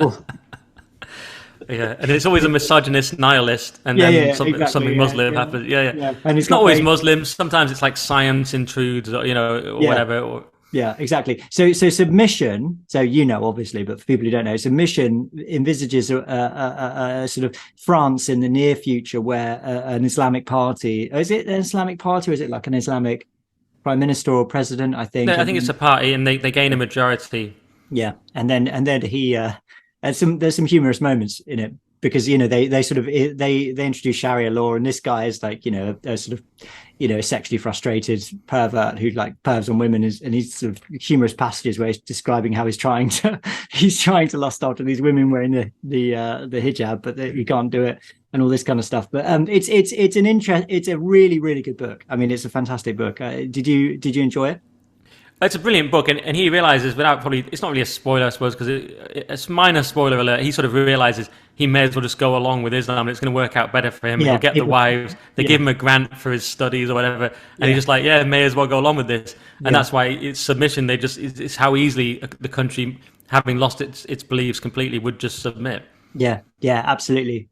Yeah, it's a really good book. Yeah. The other ones I've read are Atomized and Platform, and I think one of his earlier books, which is called Lanzarote. But as I said, I've read that. Oh, and it's a novella. Yeah, exactly. There's one called Whatever as well, which is that's great. I think that's his first novel. I love that. Yeah. I thought about. I was looking for that recently to try and reread it. I didn't have it with me. I've read Jamie. It's so ridiculous. I mean, I'm glad this is finally coming useful because I've read more novels than like anyone in the world, and it's never been useful. I don't know why I've done it. And this is all years ago that I read these, except for Submission. Yeah, it was years ago. I've stopped reading now, but no, you should carry on. The H.P. Lovecraft thing is interesting as well. I've not read any H.P. Lovecraft or any Michelle Houellebecq books on H.P. Lovecraft, but I have listened to a lot of Metallica, and I know that Metallica based quite a lot of their songs on H.P. Lovecraft stories. Did you know this? Right. No. You're not into Metallica. You found a shortcut. Yeah, exactly. No, I'm not a Metallica fan. But lots of them don't have names. So, they don't have words. So there's one called The Call of Cthulhu, but it's an instrumental. So it's I don't know. I didn't know you were a metal fan, Jamie. That stunned me. Listen, man. Of course, I'm a metal fan. Have you not heard the intro to the podcast? Fair enough. Oh yeah, I just thought that was like a cool riff to stick on the. No, it's like an homage to Rage Against the Machine. But when I was Rage Against the Machine, of course. Yeah, but they're not metal. They're kind of funk. They're kind of rubbish funk rock. No way, it's like rap metal. And they proved to be total sellouts about the safe and effective treatment. Yeah, this is definitely true. But Tom Morello is a fantastic guitarist. He's one of my favorite guitarists. I think he's really innovative and true. Audioslave are a great band as well. Do you know Audioslave? I do. They were a sort of super group. I didn't particularly rate them, but we seem to have different musical tastes. My favourite band is the Beach Boys, so that more on the Apollonian than the Dionysian. But I used Tom Morello. I knew about because I used to read like 3 guitar magazines a month as a teenager. I was obsessed with guitar. Yeah, really? I thought I was going to play guitar. I thought my life would be music. Because music's the best thing in the world that we have. That's my view. Okay. Yeah. Okay. Unless I'm not like putting music up against Jesus or something, but you know, in the sort of material world, if you like, music is the best thing, and I'm very comfortable saying that. But sure. Perhaps good that I didn't do it professionally and ruin it. But not metal. You weren't playing metal guitar. No. That's where I drew the line. Well, I was very into indie stuff as a kid, you know, Stone Roses and everything like that, and I was playing all John Squire stuff. But then later I got into Ben Folds 5, so then it was piano, it wasn't guitar. So, but I'm also just, with the possible exception of metal, I'm into basically every type of music, which is what people who don't care about music say, and people who are really into it say. Right. But okay. I'm sorry about the. Yeah, it just seems like that's the wrong way around to me. I just love. I quite like some Rammstein tracks when I'm running. Is that bad? Huss and things like that. Yeah, no, I don't know. I mean, look, I'm not. I obviously, as you get older, you mellow slightly, don't you? But I've always liked all kinds of music. But I've always liked the energy of metal, and I was obsessed with Metallica when I was growing up. I mean, seriously, obsessed with them. Yeah. Isn't it kind of satanic though? Haven't you gone on a journey there? No, I mean, some of it's a bit satanic, but not Metallica. I mean, not Metallica. But... Yeah, I mean, there are certain. I mean, they did some covers on an album called Garage Inc. of a band called Merciful Fate, and that definitely is satanic. And I don't think I'd necessarily listen to those songs. You just reminded me. Do you like Sabaton? I don't know what Sabaton is. The Last Stand. You don't know this track. No. See this? I mean, sorry for the listener, but they're about to gain something incredible here. If you like metal and you're a Christian, you've got to listen to The Last Stand. It's about the what's it called? When the Pope had the Swiss Guard, and they had to defend the Pope. I can't remember the name of the battle now. They did songs about battles, and this is their greatest song. Nice. And it's about the Swiss Guard defending the Pope and how he had to flee. I can't remember what I'm just trying to remember the exact battle. Anyway, I'll check it out. It's a Swedish band, Sabaton, The Last Stand, and I'm just trying to remember what the heck the battle's called. And one or two people will be shouting at the podcast saying they know what it is. Which period of history was this? I think it's 16th century. Okay. So, do you not know about this? Okay. Well. Anyway, I need a bit more details. Who is the Pope being defended from? Was it the Turks, or I'm not sure what was going on in the 16th century? Yeah, it's hard for me to find out now. Okay. So it's 1527, the sack of Rome. Sack of Rome. Have you heard of that? No. Yeah, it's the sack of Rome in 1527. And so they had this Swiss guard, which was like the elite guard that guarded the Pope. Okay. And they were being attacked by like these sort of barbarian type people, and they had to just, well, that's how it sort of is in the song. It's sort of godless. I can't remember who the godless people in the song are. Are you sure it's 1527, not 527? I think so. Because if it was the Ostrogoths. Here you go. 1527. It's even in the song. It was 1527. Oh, okay. Gave their lives on the steps to heaven. The sack of Rome, then part of the Papal States, followed the capture of the city on 6th of May 1527 by the mutinous troops of Charles V, Holy Roman Emperor during the War of the League of Cognac. I'm with you now. So that was that makes perfect sense. Yeah. So they weren't barbarians. They were. No, I was using it in a... Do you know why I said barbarians? I meant it not literally. I just meant in the song they say they've been abandoned by their lords. It characterizes them as a kind of fallen people. Yeah, no, I'm with you. Yeah. No, just going back to metal though. This is metal. This is a mistake that you've made to not like metal. You should listen to Rage Against the Machine and get into it. I mean, it's great. I mean, you don't take it seriously. Do you know what I mean? It's silly, obviously, but it's not about that. It's not about all this sort of cod Marxist lyrics and stuff like that. It's about the energy and the rebellion and. Well, I love this Sabaton track, which is Christian metal, so I can listen to metal. But the problem with Rage Against the Machine is not the lyrical content, it's the syncopation and the kind of chord choices, that funk chord choices I can't really get into. It's fun to play. It's not really fun to listen to. I'm so sorry. I'll try maybe. That's okay. Do you like The Matrix? Matrix? The film The Matrix. Of course, it's one of the great films of all time. The final scene of The Matrix is one of the greatest scenes in all film history, right? And it's made by Wake Up by Rage Against the Machine. It's Come With Me. Based on Kashmir by Led Zeppelin, but it's the update. It's called Wake Up. Yeah. So it starts with the Oh, Kashmir. Okay. It starts with the Kashmir, that do do do do do do Yeah. do do do do do, which is a riff that is like an homage to Kashmir by Led Zeppelin. But then wasn't that Puff Daddy Come With Me? And he used sampling. No, Jimmy Page and Sean Combs. He sampled Kashmir. Well, he may have done, but the song at the end of the first Matrix film, when Keanu Reeves is on the phone, and he's going, maybe I thought it was Come With Me, and it's not, and it's no. So he's on the phone and he's going, "I know who you are, I know what your plan is." Blah blah blah. In the background, you've got by Rage Against the Machine, and then when he finishes, he hangs up the phone. The song drops down, and it's got the bass is going, and then the guitar comes in. Come on, and then the whole thing kicks in, and he flies up into the sky. That's deeply Christological, by the way. I don't know whether you know this. You probably do, but the Matrix is like all about the story of Christ. And then the Rage Against the Machine Wake Up track kicks in, and it's just the most awesome thing ever. Yeah, you're right. I've made a terrible mistake. Come With Me was featured in Godzilla in 1990. No, not the same. Not the same. I always get. You're right. Sorry. Yeah, the cause at the end. You're absolutely right. Honestly, that is just the best moment almost in any film ever. I'm probably exaggerating. Listen, Nick, we should. Sorry, you go. Yeah. No. Tom Morello was on Come With Me though. He did the live guitar parts. Anyway, who cares about that? No. But what I was going to say is we didn't get to the point at which you were talking about you sort of grew up with a sort of sense of cultural Christianity. And is there more to it than that, or have you sort of come to it as an adult in a fresh way, or what do you think? Yeah, I was just starting there because you said, did I grow up Christian? But so I was a Christian, even though my parents weren't. I just always thought of myself as a Christian. I always believed in God. Yeah. Weirdly, at 18, I got confused about it. Now I think you mentioned watching Passion of the Christ and not being a Christian at that time. Yeah. But I don't know if there was a film that made you a Christian, but I had a film that made me question it, which was weirdly The Thin Red Line. Okay. With Terrence Malick. Yeah. And I was an amazing film.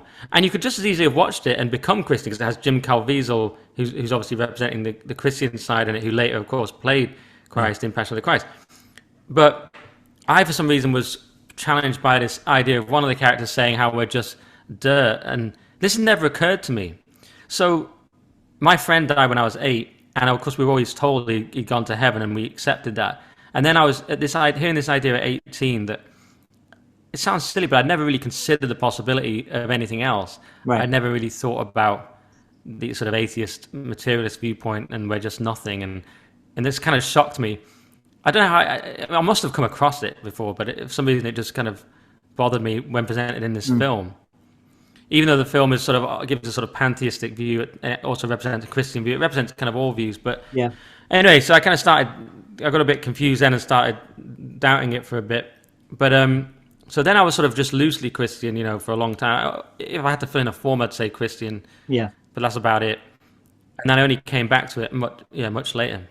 Yeah. And what was that kind of that coming back? You mentioned on the other podcast, was it because of a dream you had, or is that the dream? No, although I can tell you more about that dream later, because I told you it was in 2019. I found that exact date now because I found a note on it. Okay. So I did some research for you, but nice one. If I'm not sure the listener cares about the exact date of my dreams, but they should. If they're still listening after the metal section, but they're listening. They'll definitely they'll be wanting more of that. Okay, I thought that might be edited out. So the way I came back to Christianity was kind of weird and dry. It was it won't be that entertaining, but it was. I think I told you on our podcast I was listening to a lot of Jordan Peterson. Oh yeah. And I love this idea of bringing back Christian ethics in his kind of meta Christianity, which is my sort of praise and critique of Peterson, is that he offers Christianity to lots of people who would reject it if it was presented in a traditional way. He offers this meta-Christian ethics, I call it. Yeah. But the flaw of it is that it doesn't have the spiritual aspect. So I was thinking about this a lot, and I was thinking, well, he's absolutely right. We need this, but we don't have the spiritual. I mean, how can it work without the spiritual part? Wouldn't it be great if we could have that part back and people could actually believe in that part again? Then one day it hit me, well, if you're saying that, Nick, and it just hit me, why don't you then just believe? So it was this kind of it just hit me as like, I'm there busy saying, wouldn't it be good if to actually have the spiritual? You could say Peterson does have the spiritual part, but he's very ambiguous on it. People will say to him, do you believe in Jesus? And he'll say, well, what do you mean by Jesus? And you're like, come on, mate, we all know who Jesus is. And at other times he has said he believes in God here and there, but he's very careful about it. So I just thought, that's not really good enough. That's not going to inspire people, although he has inspired a lot of people. Yeah. That's not really good enough. So then I suddenly thought, why don't we have the faith part back? And it suddenly hit me that was just a choice. And that's, of course, there's there in the word faith. I mean, that's the nature of the word, right? So I suddenly realized God's not going to show up and say, here, do this, this, and this on the street. So everyone will just be following it. So I realized it was up to me to do it. And then I suddenly realized, well, isn't that what it always is? Isn't it always up to us to uphold God? People might disagree with me. But I thought, isn't it always up to us?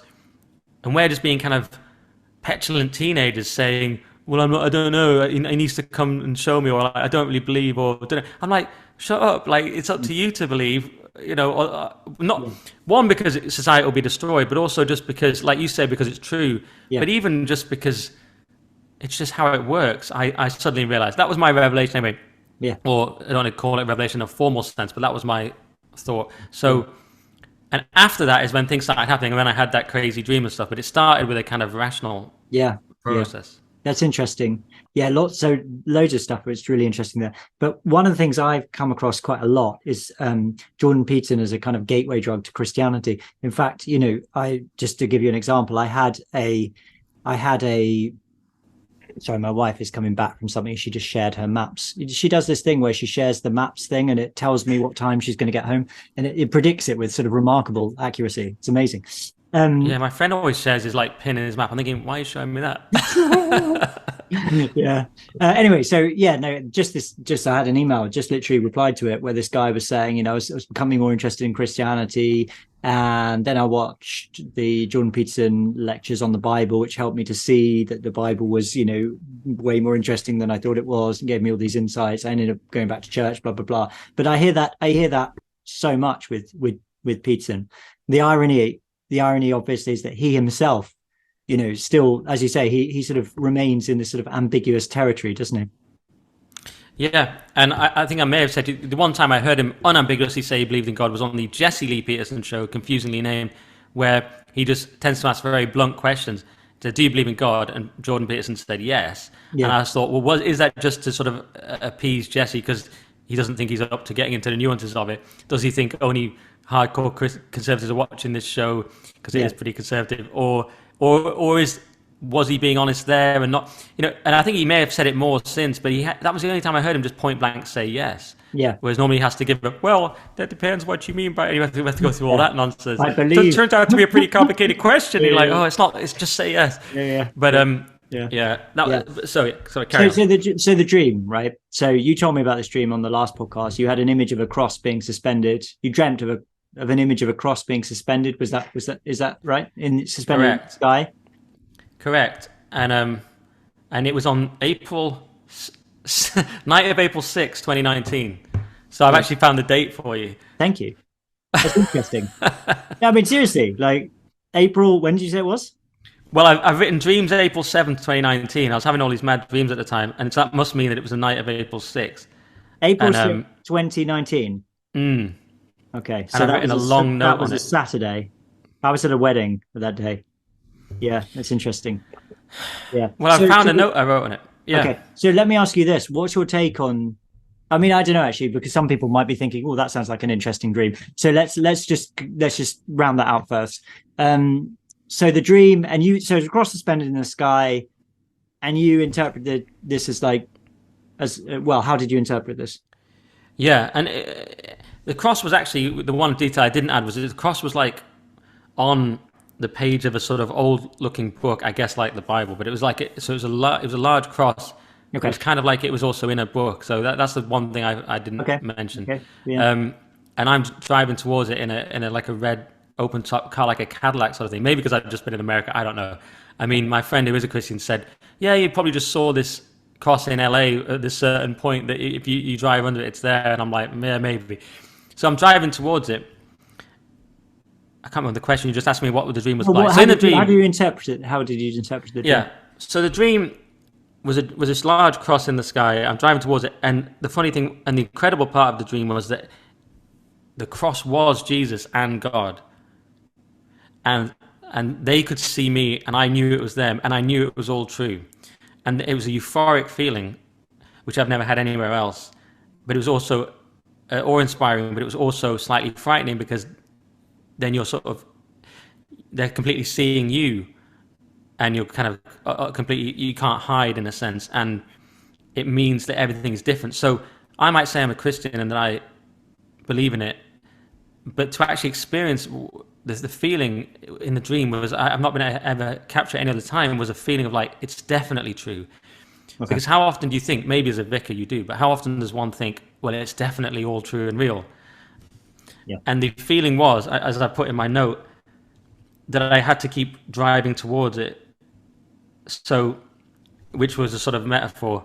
So I've written here, on the day I suddenly knew it was all real, the resurrection, Jesus being the Son of God, everything. There seemed to be a big cross in the sky, kind of like in the page of an old book, but massive. I'm writing this half asleep the next day. I knew it was all real, and I felt the incredible feeling of that, magical, exciting, slightly scary almost, the way it changes everything. At the same time, I had the thought that this revelation only came about from deliberately finding out more about it, and the way I was driving towards it was a metaphor, and the feeling was I should keep going and finding out more. So it was something to do with, I was doing all this research on Jesus, and as I said to you, the resurrection and the Shroud of Turin, so obviously it came from that, and people might say that's all it is, therefore it's just subconscious, but it was an incredibly powerful feeling of driving towards this cross, and the feeling of it being the truth. So yeah, and then the neighbour's dog started barking and woke me up. It was like I'm in an 80s movie or something. It always seems to happen. Wow, that's amazing. So, and you said you were having a load of other crazy dreams around this time. Well, because I'm looking at it and going, I didn't know that, but I'm looking at these notes, and there's like loads of other dreams. There's one about me trying to crack a safe, and it's on the same night. But apparently on the same night, they say the safe cracking was the same night. Yeah, I was trying to access a safe to put stuff in or get stuff out. But there was a big square hole in the safe door of it. And I mean, it's always obnoxious to tell people about your dreams, isn't it? People get really bored because it's a Christian podcast. No, I find this really interesting. You know, I've been reading, I mentioned to you, I don't think I mentioned it on your podcast. I think it was just when we were talking, but I've been reading M. Scott Peck's book, The Road Less Traveled, and he's got loads about dreams in that book and the way that dreams have been understood in psychotherapy. And he thinks that dreams are a benign product of the unconscious mind, and that this is part of a force of grace in the universe that is trying to help us, right? So when we have dreams, a lot of the time they're obscure, and you either can't remember them, or you can only half remember them, or you don't understand what they mean. But a lot of the time they've got this kind of unbelievably profound significance, which obviously you don't create with your conscious mind, but is coming from somewhere. And where does this capacity to create these images, like, you've got some kind of genius playwright in your unconscious dreaming up these symbols in order to tell you something, right? So the lock safe, I mean, that couldn't be more, well, I mean, I don't want to be sort of in any way condescending, but to my mind, that couldn't be any more obvious as to what that means. It's like you're looking for meaning and you're trying to unlock a safe, and maybe you don't have the code, or you might know the code, do you know what I mean? It's a clear symbol of your search for truth and meaning in life, right? Yeah, and I didn't know until today or yesterday when I looked at this note again, that the safe dream was there. I didn't remember it. I didn't know it was on the same night. Yeah, and I'm getting different codes and different colors, and there's another safe, and it's all exactly. And even before the cross in the sky, I had a thing where I was visiting a church with a friend from school, and I was asking expert stuff about Jesus. Maybe that was you in the future, could be. And how dreams can predict stuff. Yeah, and it says here, at one point I was placed in the position of being Jesus just before the cross. I didn't know exactly what to say. So then I was worried Jesus wasn't real, but then I remembered that he would have known what to say because he was Jesus, a real person who definitely lived. I'm not even sure what that really means. I'm writing that in the morning when I'm half asleep. Okay. But that's another earlier part of the dream. Yeah. So I was having all these... The cross one was the one where I remember, the one that I remember. I don't remember the other bits.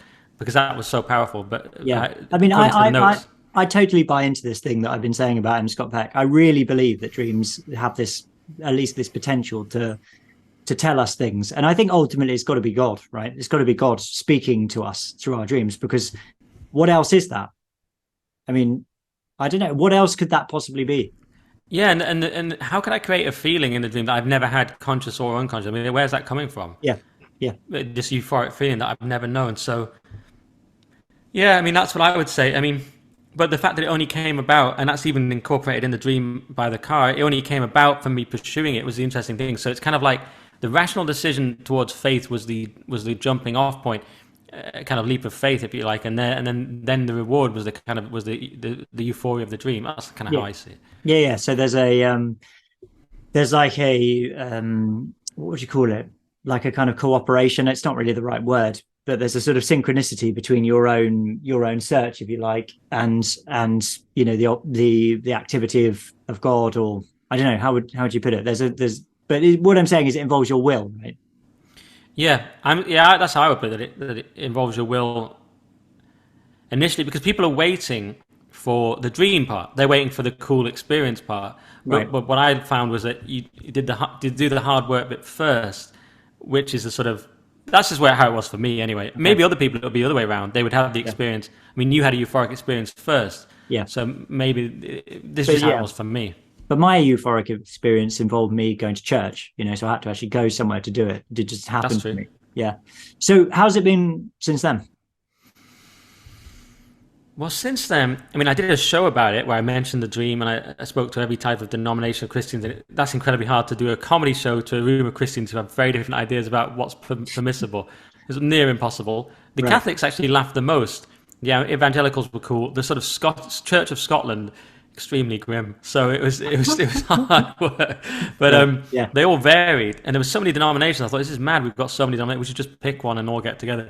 Yeah, but, you know, well, that's what the Roman Catholics. Some flaws. That's what the Roman Catholics say. That everyone should just become Roman Catholic. It'd be straightforward. Anyway, sorry. Well, it certainly helped for a Christian comedy show. But so I did that, and since then it's been. People, I mean, Leo said to me last night, here's a funny one. I need to write an email to HR because I keep getting laughed at for being a Christian on GB News. I ended the show last night. I say good night. I actually say good night and good morning because there's a 5 a.m. repeat. So I say good night, good morning, and God bless. Or I just say good night and God bless. And Leo and Josh laughed at me. Yeah. One Jewish person, one atheist. And they laugh at me. I get this all the time. Yeah. And Leo said to me, I just think you're doing it for show. Okay. And I get people saying all the time, you know, you're not a proper Christian or things like that. So I think it's important. Why do people say that? Because you'd have to ask them, but I think it's because I don't have a dog collar like you, and I'm not like so overtly Christian, and I seem like a comedian who's making off-color jokes and kind of carrying on my life as normal, but just believing in God and Jesus and things like that. And it's like I'm not like Calvin, who's on GB dressed in his cassock, whatever it's called, and okay. And he's just in full uniform. He just wears the uniform, doesn't he? Yeah, the Catholic's like the big. It's like a kind of one piece kind of coat type thing with a. Yeah, people call it a dress. I mean, it's not a dress. Yeah, you're right. Obviously you're right. I just this is perhaps why I think I'm not a proper Christian, because I'll throw around the wrong terms. Okay. So you know. And when I say God bless, they always laugh, which I think is disgusting, because Josh goes on about, and quite rightly calls out anti-Semitism in the Labour Party and things like this, but he goes on about it all the time. We have to give total respect to his faith, but he can just laugh openly at mine. Yeah, you know, and he laughed at me behind the scenes and on camera. Of course, they don't care because you're a Christian, so you're scum. Yeah. But so I resent that. So I'm good on the cultural stuff, but maybe they think because I'm not. I don't know. They just maybe think I'm not Christian enough or something. People have this weird idea what it's supposed to mean. Yeah. Okay. So I guess the answer is, since that dream, since I was really into it and doing that show about it, although I have a joke about it on stage, I was doing as well, and I openly talk about it. I'll openly be pro-life, as you know. Yeah. I'll always be pro-Christian, and maybe my role is to sort of be an advocate for it on the telly and things, rather than be perfect on the theology. So maybe that's it. They think I'm not down the church all the time. I'm not great on the theology. I don't know. Mm-hmm. So it's been like, it's sort of, maybe I'm a cultural Christian in some sense, in that I talk about the cultural issues around it all the time, but maybe I'm not. I don't know. I'm always feeling like I'm not Christian enough, and then other people are saying it to me, but I don't know what that means really. Okay, yeah. What do you think it means? What do I think? What other people saying that means? Yeah, or any of that. Yeah, I don't know. No one's going to say it to you, right? I mean, it's a hard claim to make when you've got the dog collar. The podcast it's called Irreverent. You're irreverent. They really can't touch you. People would say it to me for other reasons. They would say I'm, lacking in compassion, and I should change my theology because it's not compassionate and loving enough, and it's too hard edged or whatever. But I don't know, Nick. I think my sort of my advice to you would be to try and if you feel like something within you is saying there's something else or there's more or something like that, to try and sort of listen to that voice, because that could be the voice of God or the Holy Spirit trying to gently guide you and lead you somewhere. I mean, obviously, if people are taking the mickey out of you and calling you names and things like that, then that's a different thing. But sometimes we have feelings or intuitions, and those intuitions are gently suggesting to us, that we continue our search in a particular direction. So I guess I don't know if that makes sense. It does. And although I've always believed in God and certainly never been an atheist, even if I was just sort of vaguely confused at certain points, I would still. One challenge I do have is the traditional Christian sort of tradcon worldview, where I oscillate between your listeners might hate this. I oscillate between the kind of red pill worldview and the tradcon worldview. Okay. Because the tradcon worldview seems so. It works for some people. If you're Michael Knowles or kind of Ben Shapiro, and there's a guy I know from a local church in my football team who has married this girlfriend from first girlfriend or whatever, and that's it, and done. And he's a Christian. I'm like, great, it's great for you, not worked out for me. So I just go. I look at it and think, is the traditional? Can that even work? We know the divorce rates are very high. So just for clarity, like, what is the red pill and the tradcon worldview, and what's the difference between these two things? Because there's the political red pill and there's the kind of conspiracy red pill, but there was the relationship red pill, which is basically men have been conned. There's divorce laws are very unfair, custody laws are very unfair. You're entering into a contract now. There's no fault divorce now, so you're essentially entering into a contract where one party is incentivized to end it and get the money at the end, and they don't have to even give a reason. And it's an absurd contract to enter into now. At least on the government side, you could do it with the church, but the government state side is absurd, because let's say you've got the more money, just for example, then you marry a woman who she can just divorce you anytime, no reason. Take half the money, take your kids, done. And sometimes it's the other way around if you're a very rich woman, if you're Britney Spears, but this is the way it usually is. So men look at that now and say, well, okay, we're opting out. And we're opting out in a number of ways. One of them is by just kind of maximizing our opportunities and sleeping with as many women as possible. That's one way they do it. One way is to give up completely and become a MGTOW, which is men going their own way, which I've kind of done without calling it that. I just naturally done that. I mean, Schopenhauer was the first MGTOW, but that's another story. But he threw his landlady down the stairs. Have you read his essay on like why men are so much better than women? I haven't. No. I mean, you want to see people call Andrew Tate misogynists. Check out Schopenhauer on women. He's like these sort of short-limbed creatures. He like absolutely annihilates them. He even says men are just far more aesthetic and just annihilates women.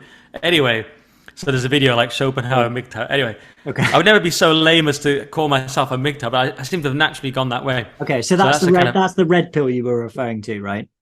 Yeah, that's the red pill, and of course the tradcon way is just simply go back to traditional marriage. The woman wears a flowery dress. We get married. We're Christian. Yeah. The woman bakes at home. Yeah, and there are people doing it in the political movement, and they do it. Some of them doing it, and people say they're a trad thought because they're not really doing it. They're just pretending to be on the internet, and it's just a game for attention. Anyway, so I'm sort of not really married, or they're sort of using it to get hits on Twitter and stuff, but they're not. Yeah, they're not. Okay. Then there's this girl called Isabella Riley who's hilarious, and she's like a total troll, and she's absolutely hilarious on Twitter. But people have accused her of it But now she's actually married and pregnant at 24, and she's going, "How? What are you going to do now?" So she's like, "I'm actually living it," and she'll go as far as saying like, her husband was telling her, "Don't eat that," and she'll just obey him because she's like, "That's what I'm supposed to do. I'm supposed to be love, honor, and obey." And it turns out he was saying it because she was pregnant. He was saying you should be eating more protein, but she would literally eat something she doesn't want to eat because my husband told me to. And this would have been normal for a long time, but now that's thought of as like a sort of weird alternative lifestyle. Absolutely. But anyway, my problem is I feel I'm admitting way too much. We'll have to cut all this, but I'm torn between not cutting any of it. I'm torn between the two worldviews. While not living either of them, I just living alone like a weirdo who's given up. Yeah. Which is closest to MGTOW if you want to give it a lame label. Okay. But in theory, I'm torn between them both because of course I believe in God and Jesus, and I think I should be doing traditional things, but then I think pragmatically we have to do these other things, and I just end up doing nothing. Okay. Yeah. All right. Yeah. No, I see what you mean. I mean, listen. I think that I don't know. I mean, I think that I'm an advocate of Christian marriage, right? So actual Christian marriage, not some kind of idea of trad marriage or something like that. So, you know, I mean, I don't tell my wife what to eat, and you know, when I suggest that she's like eating too much or whatever, she gets angry with me. Even the merest hint of a suggestion. So I'm not allowed to say that kind of stuff. But nevertheless, I mean, I have you know, I just well, you go back to scripture, you know, the book of Ephesians, the apostle Paul, you know, has this section in there where he talks about you know, wives submitting to your husbands in everything, but then he goes on to say, husbands, love your wives and give yourself up for them as Christ loved the church and gave himself up for her. So that's the way I think of it. I do believe in wives submitting to their husbands and husbands being the head of the family, but at the same time, as a husband, I'm called to love my wife sacrificially in the same way as Christ loved the church. So, you know, what does that mean? You know, like giving himself up for the church. You know, he dies on the cross for the church. He literally gives his life. You know, he bleeds and suffers and dies. That's my role. As you know, if I am the head, then that's my role, is to be a kind of sacrificial head for my family. So I don't see it as like this thing of, I mean, I would never sort of tell my wife what to do, like she's a child or something like that. I just think it's a completely different way of thinking about it, and it's a relationship which is based on mutual respect. You know, respecting my wife as a human being with her own gifts, with her own thoughts about things, with her own role in the family. Basically saying you're a feminist, Jamie. That's what I'm hearing. Well, listen, man. I think feminism is, you know, actual real feminism is a product of Christianity. I think it's been distorted, and it's a force for evil now. And Mary Harrington talks about this pretty persuasively in her book. I don't think she's as strong on the Christianity side of it as she could be. But listen, the only reason we have any kind of respect for women in our culture is because of Christianity, right? There's no way that this would have happened in the ancient world. I was reading, I'm just going to chuck some stuff around here, Nick. I was reading the Timaeus by Plato the other day, you know, just slip that one in there. And Plato's total misogynist. I mean, he thinks that there are like, like 3 levels of creation or 4 levels of creation, or nature, or whatever he says, and you've got men at the top and women beneath, because women are an inferior creature, according to Plato. Aristotle says the same thing. You know, women had no status in the ancient world unless they were aristocratic.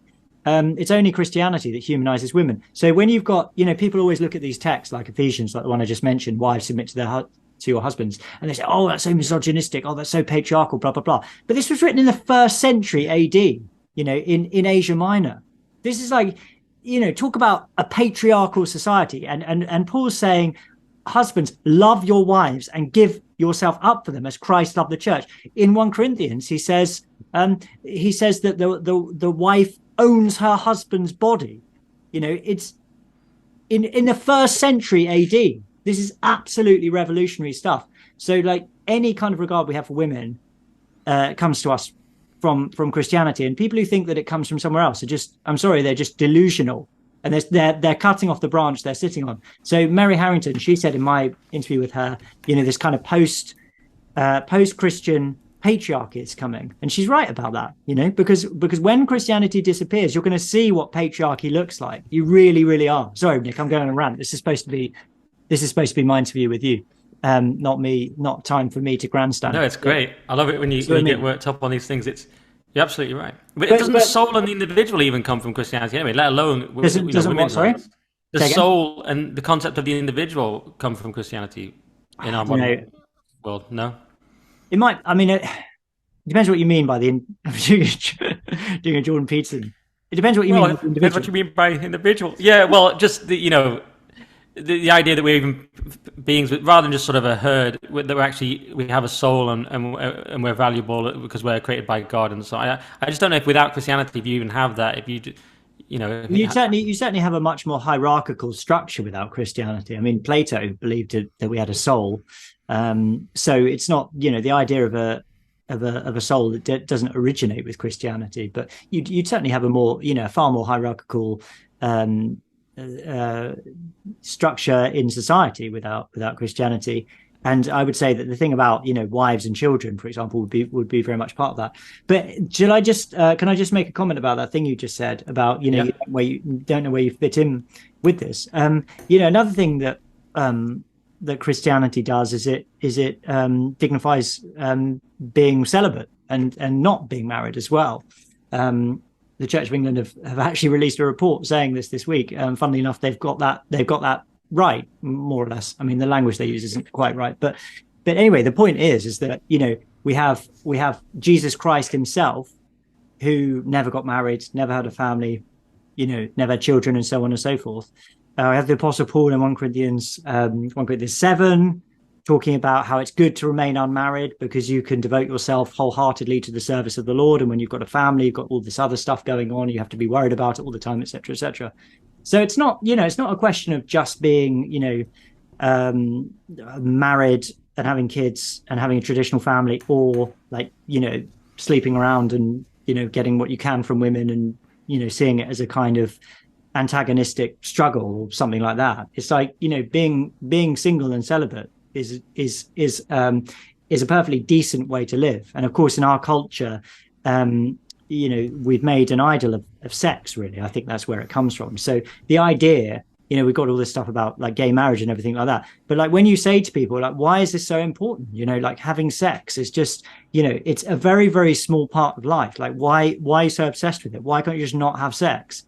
People act like you're saying something absolutely insane.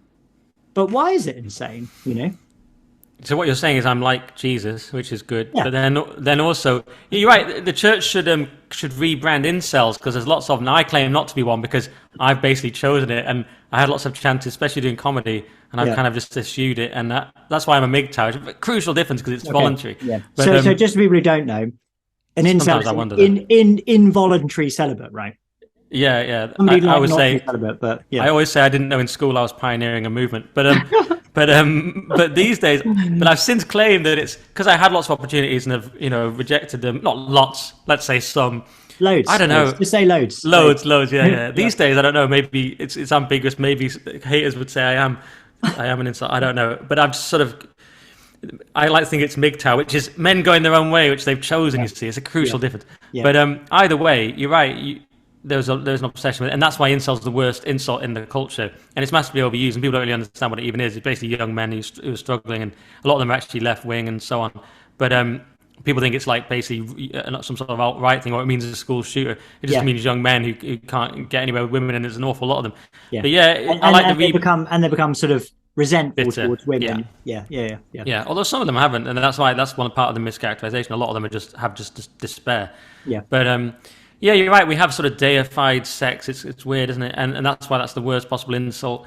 And but yeah, if you just don't care about that, sometimes I like to say I'm the sculptor, not the clay, and I get out of it with that, which is that I'm not doing a family. I heard someone say it, and I just copied it. I'm like, I don't have a family. I'm not living the way, but I'm just saying what people should do on the telly. Yeah. Like be a Christian and all this kind of thing. I was going to say and be pro-life, but it's not like I've been a part of any abortion. So I guess I am walking the walk on that one. But maybe that's enough. I don't know.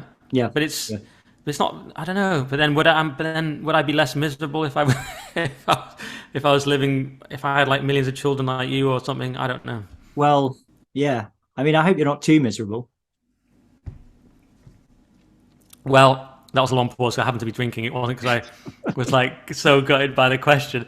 I'm doing all right. I'm very productive, and my career's going. I've got 2 podcasts. One of them's highly successful. One of them's getting there. Yeah. And I'm on GB 3 times a week or more. I'm hosting it, and I'm all right. I'm all right. But I'm doing better. I'm going to therapy, as you said you wanted to ask me about, but you don't have to ask me about that. But No, but I mean, no, I am interested. How long have you been going to therapy for? Well, therapy, see, I've been at therapy before and I don't really like it or believe in it. I went to a Jungian guy, he was okay. Then I found stand-up and I didn't need it anymore. I was like, I found what I need to do, I'll just do this. And I just sort of stopped my therapy. And then I went to someone else who was all right and whatever, didn't really do much. This one I went to purely for health anxiety, which is not that interesting. Formerly called hypochondria, more poetically. Yeah. And it's not that interesting, but I went there specifically for that one thing. Yeah, but which is not a very Christian thing, to be constantly worried about death and illness. You shouldn't really be, but it was sort of ruining my life, so I went for that. But how long have you been going? No, not long at all. A few weeks. It's okay. Just it was purely for that, really. Okay. But then I'm just expanding it to other things like anger and constant dread. but yeah, I'm just someone who has. I'm just high in negative emotion, is how Peterson would say it. I'm just very high in, I'm high in neuroticism and all the negative emotions. So. Don't know where that fits in with Christianity. Well, listen, I mean, we're all a work in progress, aren't we? So you don't want to condemn yourself. I mean, the reason that we suffer from neuroses and personality disorders and things like this are because of, well, I think probably because of things that happened to us in our childhood, right? So things that you've got no control over, and that you've never for whatever reason been able to address in the course of your adult life. So there's no. I don't think there's any reason. Like psychotherapy is a tool to help you. I mean, you can achieve the same results in other ways sometimes, but it's a tool which is on offer to help you, right? So there's nothing wrong with using it. Yeah, well, it's you're right about the things that happened. My friend died when I was 8. Yeah, and then I developed a fear of like getting cancer, and like my other friend when I was 20, and my aunt, and all these, and I just kind of like developed this fear of it, and it kind of got to like ludicrous levels where any tiny thing means I've got it, and it kind of got to like life ruining level. I actually got to where I would actually rather have died because it's so miserable. I actually said, tell you what, if I'd just rather not wake up. I just can't go through this. So paradoxically, the fear of certain illnesses that are potentially terminal must be based in a fear of death. But paradoxically, I wanted to die to avoid the pain. So actually, maybe it was the suffering I was afraid of. But it just got so ruining my life, basically. And so I went in for that. But maybe I should be seeing a vicar instead of a therapist. Is that what do you think? Or someone in the church? Would that be what Christians would say? Well, no, I mean, I think that I don't think it's an either or, right? It's both. It's both at the same time. And this is what you've chosen. And I'm not saying everyone should go to a psychotherapist. I'm just saying I believe that psychotherapy can be helpful in some cases because it's a tool to help you. It's a tool to help you to confront this problem and to grow and develop, hopefully, to the extent that you can move past it, right? So that's a perfectly legitimate thing to do. From a sort of, I think as a vicar, I offer, a sort of similar kind of thing, but not exactly the same. My area is the spirit primarily rather than the mind, if that makes sense. Or I don't know if you say the spirit or the soul rather than the mind. But nevertheless, the mind and the spirit or the soul are connected to each other. So I'd like to think I have something to offer in that area, but I wouldn't want to say that what I do is exactly the same thing as a psychotherapist. Yeah, I feel as a Christian I shouldn't be so afraid of death and sometimes I'm not sure if I am or if it's the suffering aspect, like I say, or some other aspect, but I'm I'm interested in these things where people are trying to live forever and cure old age, and then people say, well, you shouldn't be. Andrew Doyle said to me that you shouldn't be bothered as a Christian. And maybe there's something in that. Yeah. And I don't know. And there's one other thing I was going to ask you about that, but I can't remember. It's just gone out of my head. It's something to do with the whole therapy spirit thing. Oh, I've forgotten. Oh, well, it'll come back in a sec later. That's what it tends to do. We'll come back just for the podcast.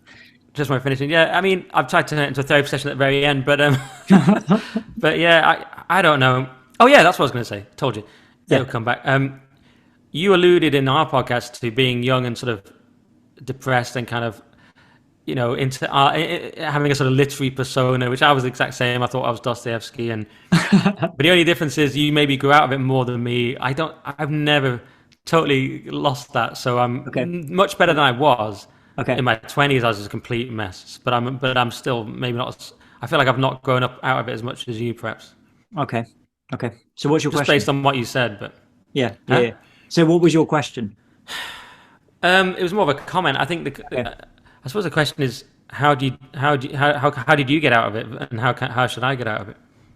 Yeah, I mean, it's a good question. So I think I emerged from it. When I became a Christian, I still have sometimes challenges in terms of low mood and stuff like that. But I think you've got to find a way of lots of things. I mean, finding your peace with God is the main thing, I'd say, and finding your solace in God and ways to connect with God that work for you. I think that's an absolutely crucial thing. So that's one thing. Finding meaning and fulfillment in your life. Many people find that in their job or their profession or their family. So those are, I guess, the two main things I'd say. I mean, obviously I could go into a lot more detail about those things, but those are the main things. Feeling like there's just a torrential rain downpour outside my office window. It's crazy. So those, finding that kind of sense for me personally, I guess it's finding that sense that I know I'm following God's calling on my life, and it's meaningful. So those things. I also think it's important to do things in your life that fulfill you and that make you feel happy. I mean, that might sound simplistic, but I like doing stuff. I like reading. I like exercising. I used to like watching football. Well, have I ever liked watching football? I don't know. I'm a Spurs fan, so it's never been that good. It was good during the Pochettino era. But doing something that you enjoy and that gives you a sense of purpose and meaning. I like writing as well. That helps me. I'm writing a new book at the moment. Really find that sort of a fulfilling and purposeful thing. So I don't know. It's not really an answer. It's just some thoughts. No, I'm not sure I can experience joy anymore. And this is the thing that this is not great. Okay. When I was on stage, I used to get something like, if it was going really well, it is a euphoric feeling. And it was the only time I wasn't sort of in my head. You don't have time to be overanalyzed. Yeah. I don't really get it from TV. Like, it's so funny. I'm doing GB, and loads of people want to be. Okay, GB News is a controversial channel, but basically, loads of people want to be on it, and some people are quite pathetically desperate to be on it. Whereas I'm like not that bothered. I'm on it. I need the money now, but I'm on it as a panelist, and then I'm like, oh, I should host, and then I'm hosting it. And I hosted last night, but I don't actually get anything from it. I do it. It's stressful beforehand. Afterwards, it's kind of everyone suddenly goes home. There's no good feeling, and it's like. I don't really enjoy it, and the one thing I probably do, maybe growing my own podcast, is something is closer to enjoyment and fulfillment. But I don't know. I do all these things that you'd think would be really cool, like hosting TV shows and stuff, and I don't know. I'm not that bothered. Yeah. So I guess with the comedy thing, you get like a flow, like a flow state. Do you know what I mean when I say that? Yeah. So when you're sort of taken out of the moment and you lose your sense of time and. Yeah, and those are the things, life is all about that, isn't it? And if you don't have that sense, but you're just kind of sort of mired in the imminent moment all the time. That's not a I play football on Tuesdays as well. That gives me some of that because it's so hard playing 5-a-side football at my age is so brutally hard that you're quite in the moment. I can imagine you need to stretch thoroughly before and after doing that. No, that's tough, Nick. That's tough. I mean. Look, I don't want to give sort of trite, pious answers, but ultimately, it reminds me of the famous saying of St. Augustine in the Confessions, that are, you have made us for yourself, O Lord, and our hearts are restless until they find their rest in thee. And that's, we could talk about, flow states or things you enjoy doing and, even things like having a family and children and things like that. But if your soul isn't anchored in the reality of God's presence, then you will feel restless and potentially depressed and anxious and so on and so forth. The problem is I can't say exactly how that works for you. I mean, I can give you some pointers and some things I think are important, but ultimately that's it's an invitation to the spiritual journey, right? Yeah, and you know what, it's kind of weird that I'm bringing it up. I'm kind of bringing it up just because you said you wanted to ask about therapy, and I thought it'd be kind of maybe interesting, and oversharing seems to be my nature. No, it's great. It's great. Actually, I'm doing a lot better than if you'd have asked me a few weeks ago, before I was doing therapy and before I was doing my other podcast and other various things. I actually was doing. I felt no meaning at all in any work I was doing. But I'm now, because I'm working on my. It sounds silly, but I'm working on my YouTube channel. I've got my own podcast as well as the Weekly Skeptic is now 16th in the country in political podcasts, which I've done large. Not Toby as well, but I pick all the topics, the titles. I host the whole thing. Yeah. So that's something. And now I'm doing some other things, and I'm trying to not be less fat because Lewis Schaefer keeps calling me fat. But the point is, the thing that really works for me is just improvement. We talked about the sort of melioristic element of God in our podcast, where we were saying, why is it that God seems to want us to sort of grow and develop and things like that? Yeah. And you mentioned that, and I think that's right. And so what happens with me is, even with comedy, I sort of felt like I've done that. I sort of do one thing, I prove I can do it, and I do this TV show. Okay, I'm good at it now. Done. Okay, I'll host. Okay, I can sort of do that, and then I always have to move on. And that's one reason I left comedy. I can't just keep doing it forever. I have to sort of master one thing, especially if it's something people think I couldn't do. Then I show them I can do that. I show myself, and then I move on. But so now I've got my new podcast, so that's growing. So if things are growing and developing for me, then I'm happy-ish or reasonably content. Yeah. And if they're not, I get. If it's stagnation, that's why I don't understand a normal job. I could never do a normal job. Yeah. Because you're just phoning it in. You just they have to be there for a certain amount of time. You get paid the same anyway. Yeah. That's why I'm trying to make sure that with my podcast, the way it's structured, I'm trying to make sure that it's so that if I put in more, I get more. When it's just here's your wage, it doesn't work for me. Yeah. No, I'm the same. I could never. I would be depressed if I had a normal job. I mean, I can definitely relate to that because I like to see things grow and develop, and that's the thing that gives me energy and that does give me a sense of purpose. So yeah, it's a tricky one. It's a tricky one, Nick. But I mean, I would say this, wouldn't I? But Christ exhorts us to ask and seek and knock, and that may be interpreted in a kind of in the sort of the imminent material world, but he's talking in a spiritual way, right? So the spiritual life is about that willingness to seek and to look and to ultimately find. It sounds quite vague, but I mean that would be my exhortation. And there are loads of things that in life I find greatly enjoyable, but I think if I hadn't had that sense of truly being converted to Christ, I don't think I'd have a sense of joy and peace that I have a lot of the time now. I should obviously just keep going. I mean, like in the dream, keep driving towards it, because I'm just one of these people. I'm always kind of searching anyway. I'm always searching for the truth and not in a sort of highfalutin way. It's just how I am. And no one wants to get into conservative politics and be hated and have your mum say you shouldn't come over for Christmas because you'll have horrible arguments with your brother and be called horrible names on Twitter. But you just sort of end up in if you're on a quest for truth, you end up in these uncomfortable positions. Well, what I would say, Nick, is like politics as an end is a like soul destroying environment to be in, right? So like it will destroy your soul if it's all about politics. Then it will rot you from the inside out. It could, for me anyway. And I don't know, for me, maybe I'm sounding a bit too relativistic. Let me think of how to say this. It needs to be about God, right? It needs to be about Christ, and then the politics comes. Whatever the politics is, like, comes out from that. So otherwise, it's just you in your own strength. Railing against the darkness.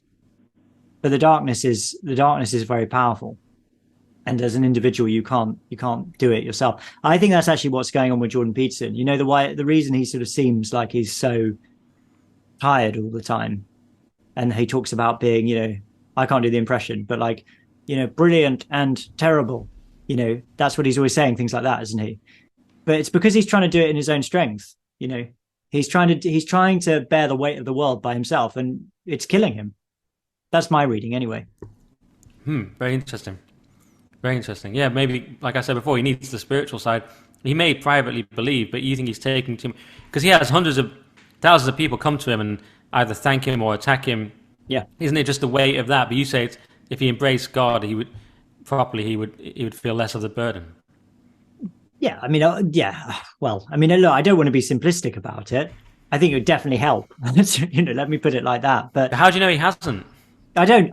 It's just the way what I've heard. I've heard about some things. I've heard people hear him say, and I heard somebody went to one of his live gigs, and he said at this live gig he felt like he was riding this enormous wave that was about to crash, and stuff like that. So to me, that image is like, well, that wave is him, isn't it? That's him and his popularity and the effect he's having, but it's going to crash, right?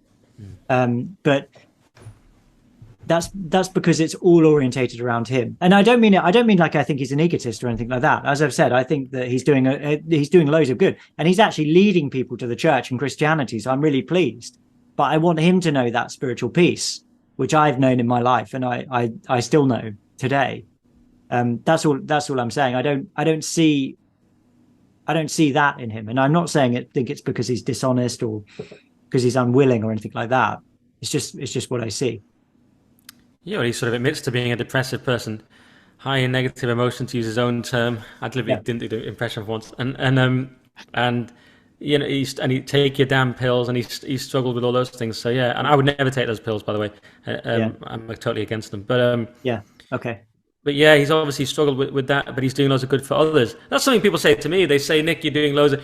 It came up on Twitter a few months ago or something, and I was feeling less good. I just replied something like... Because actually I feel okay at the moment, so it feels weird kind of talking about this, but I think I replied... Someone said something like, as long as you're happy or something. I said, I'm not. Of course I'm not. But they said, well, you're making other people happy with your work. And then I thought maybe that's enough. People like my podcasts, or they laugh at stuff I say or whatever it is. I thought maybe that's it. And, I can make other people happy with the stuff I'm doing. Yeah. Yeah, and I don't want to get at you, Nick, but like practical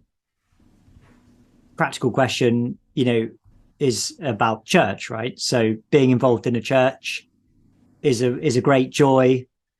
God is there in the sacraments, in the preaching of the word, in the prayer and praise of God's people.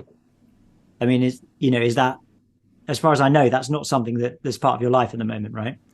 Well, no, I admitted to you that I've been really bad at going to church because it's early and I work so late and I can't get up, which is shocking, isn't it? I mean, shocking.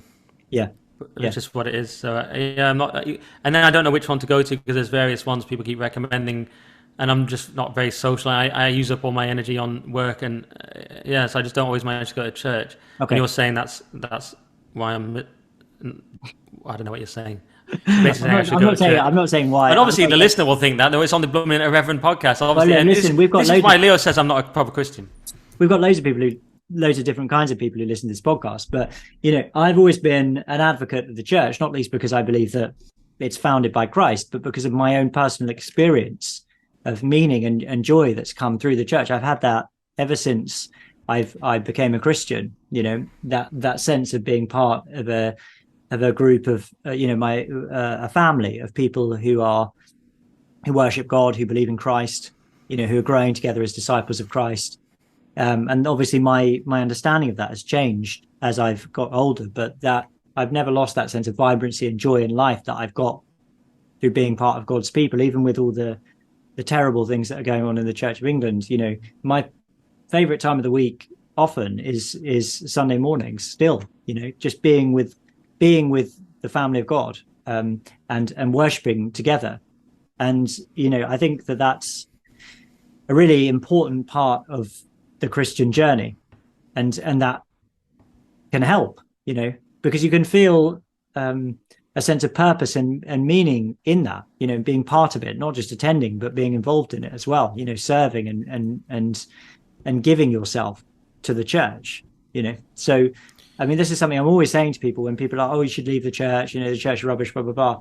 Like, this is the opposite of the truth. The church is absolutely central to Christianity. You can't be an individual Christian. It's just an impossibility. You need the church. You need the people of God. So.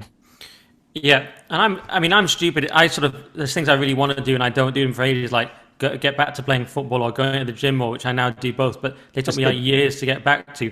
Even if I really want to, just because I'll be like shy or some stupid thing, it's kind of weird blocks, like mental block. And so it was same with church. It's like I've been asking about which church to go to, and then I just don't do it. And that's been going on for like so long now. It's pathetic. Okay. But yeah, I could justify it in the cultural sense of saying a lot of us did feel let down by the response during COVID and the masks. And young people I know are Christian, like I said to you on our podcast, but they're not going to church because they're just Christian, but they don't like the Church of England and so on. But you're making the case for definitely actually have to go. You've got to do it, man. You've got to try. You've got to try. You've got to seek and pray that God will lead you to the right way. Like that story. I think we talked about it offline, didn't we? About Paul Kingsnorth, who, when he became a Christian, he prayed that God would send him a priest, and then he met this Eastern Orthodox priest, and he went to the church. He's became an Eastern Orthodox, whatever it's called, catechumen or whatever. And now he's part of the Eastern Orthodox Church, So this is a spiritual thing, God is real. God is real, and he'll show you the right way if you want it. He'll show you the right way, but you have to want it. Like this is a theme, isn't it? We've been talking about. You have to want it. You have to make partly it has to come from you. So it's like two pedals on a bicycle, right? It's not just going to be one foot doing it. It has to be both. So seek. But let me ask you this, because we've got to finish in a minute. Because we've been going for over 2 hours, and this is really gonna set for people who don't like long podcasts. This is going to really irritate them. So that's. Well, I guess if they've listened this long, then they must like it. But you said you've gone back to the gym. Mm-hmm. I'm interested in this. What do you do? Do you do strength or do you do cardio? Yeah, I just do personal training and strength. And people might look at me and say you're not enough, but that's partly because I'm still struggling with the diet aspect. But do strength training, and it's a great thing. We were doing. You build up and get stronger, and got my deadlift about 125. Great. kg, bench press 85, not bad, reasonable. But now we're doing it differently. We're doing like this really slow method, which is called HIT, where you just do the weights really slowly instead, and you max out in one set. Yeah. But I'm going to change that again now. But every man should do strength training, women as well. But especially men, you've got to do strength training, or you lose your strength as you get older. It's essential. It's non-negotiable. Yeah. And then I do football once a week, and then I have to do a run to keep up with the football. Nice. But it escalates. But everyone should be doing strength training. I completely agree. I lift weights as well, and it's just awesome. It's just so good. I got a personal trainer. I mean, I've done it on and off since I was younger, but inconsistently. But I got an online personal trainer earlier this year, and he gave me like an exercise program that works with the equipment I've got here at home. And it's just awesome. Like, I completely agree that it's just a sort of, especially as you're getting older as well, keeping your mind focused, keeping your body in shape, stopping you putting on weight as you get older, and having your muscles atrophy. And it's just, I completely agree. I think it's like a, I don't want to overdo it, but it's like a miracle drug, isn't it? It just makes you feel so much better about things. Yeah, it's amazing. The strength part is great, and do full body movements like deadlift, bench press, things like that. Or large compound movements. They're amazing. And on the diet side, that's where I've struggled. And it was not a problem until a few years. It was so easy for me to lose weight, and suddenly, last few years, getting old, it's suddenly really hard. And luckily, I've got Lewis Schaefer, who I work with, to call me fat, and he's called me fat so relentlessly that I'm now finally attacking it. Okay. Just to get back at him, really. And I'm going to do it in a way that he says doesn't work as well. I'm just going to... What are you going to do? I'm going to see this guy who's going to like check my diet and be really like, message me, what are you eating and stuff. I'm going to hire this guy, and he's going to like, let's see if it works anyway. Have you ever done like calorie targets and stuff like that? Oh yeah. But this and I've even used someone to help me with it, but they didn't message me enough. The idea with this guy, I'm hoping he'll just constantly message me and like, what are you eating, you fat loser? So and we'll see. But he also is already trying to usurp my other trainer, so we'll see what happens with that. But you might see me just go all into it. Just go full like full shredded. But it's useful to have someone like Lewis around just calling me fat all the time. So Yeah. sometimes that's what you need as a man. He went a bit far, but Yeah. Sometimes you need the sort of stimulation to prove someone wrong, I suppose. Yeah, I was a bit fat as a kid. I got horribly bullied. Then I was for 20 years after that. For my teenage years on, I was just always slim, and now I've sort of lost it. Need to get back to it. But I feel bad, Jamie, for, like you say, for doing such a long podcast and talking about my personal training. I mean, I feel bad. I feel guilty of everything I've said on this podcast. I feel like I've been too self-indulgent. I've been not Christian enough. I've said too much. The podcast is too long. I just feel terrible. No. But I feel like it's a great show that you do. But I feel personally like I've gone on. Not at all. I think this is great. I think honesty is the best policy. And I think the openness that you show is really commendable. And I'm sure lots of people will be able to identify with what you're saying. And a lot of the time people don't have people to kind of voice these things. In the church as well, because in the church there aren't necessarily as many occasions as there ought to be where people can raise questions and doubts, or people can say, well, this is where I am and I don't really know what I'm doing and blah, blah, blah. And I believe in that kind of thing. I really believe in that kind of thing. So I think this has been an excellent podcast. And I don't want you to feel, like it's not been. So, Well, the one we did was, if people want to listen to that one, it was much more like, because you were hitting all the big theological themes, and it's much more high level, whereas mine was just a sort of narcissistic, self-indulgent rant. I was the one who spent ages talking about metal, so I think it's okay. It's okay. This is more like a kind of Joe Rogan style podcast. This is where I feel like I'm going with my podcast. I don't know whether this is where you want to go as well with yours, but I really like the idea one day of just having a studio. I mean, look, I'm not there yet. I need people to support us on patreon.com/Reverend, or go on to reverendpod.com and click the big red button to support us on Patreon. But basically, one day I'd like to have a studio, right? And I'd like to just be able to sit down with someone for like 4 hours and just just converse about anything and just see where it goes. That would be like my dream. I'd love to do something like that. Yeah, that'd be amazing. Yeah. A sort of based Christian Joe Rogan. Yeah. Because people love that kind of thing, That's why I don't, when people say, oh, it's a bit long and stuff like that, I think, well, okay, well, that's your opinion. But like, objectively speaking, if you look at the most successful podcasts, many of them are like 3 hours long. So what's the problem? I've always said that. People try, in England, we had this weird thing. Whenever you're doing a podcast, people are like, it should be 40 minutes or whatever. There was some stupid time in there. And I always go, Joe Rogan, 3 hours, most popular podcast in the world. End of conversation. $100 million on Spotify. Yeah. Have you listened to Arnold Schwarzenegger's podcast? No. It's called Arnold's Pump Club. And it's like 7 minutes long of just Arnold Schwarzenegger talking in your ear. There's no music or anything. He just talks about, tips for working out, diet, answers questions from Reddit and stuff like that. It's the best podcast ever. I mean, it really is. It's just fantastic. It's fantastic listening to him. Honestly, I just love Welcome to Arnold's Pump Club. And you just know when you're listening to Arnold Schwarzenegger, you're listening. That's hilarious. I mean, like he's not the man because he's a leftist who, represents political viewpoints that I ultimately find abhorrent. But you can't argue with him. He knows what he's talking about when he's talking about health and diet and stuff like that. Absolutely. Do you still listen to Rogan, by the way? Because since he moved from YouTube, I've found I've drifted away from it a little bit. Yeah, a little bit. Yeah, I only sort of go. If it's somebody I'm interested in, or occasionally if I'm a bit bored and I want something, like I listened to his interview with James Hetfield, the main singer of Metallica. But I kind of dip in and out of that. That was like 3 hours long, and they were talking about bees for an hour. And I was thinking, yeah, this is kind of interesting, but I kind of want him to talk about metal. Yeah.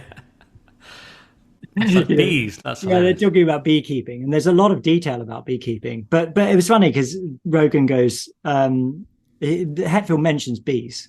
Bees. I don't know. Do you know who Hetfield is? He's of course. Yeah. I can name all of them. There's Kirk Hammett, the guitarist. Lars Ulrich. He always seems like a bit of a weirdo. Yeah. The bassist who keeps changing. Yeah. Well, it hasn't changed for like 20 years now, but yeah. Okay. But he's talking about where he lives, and he says bees, and then Rogan goes, "Oh, bees, really?" And then he says, "Yeah, bees." And he's like, "So what kind of bees you got?" And James Hetfield goes, "Oh, people gonna carry on listening to this, And Rogan's like, "Yeah, people will listen." And then they talk about bees for an hour, And it's like really good conversation about bees.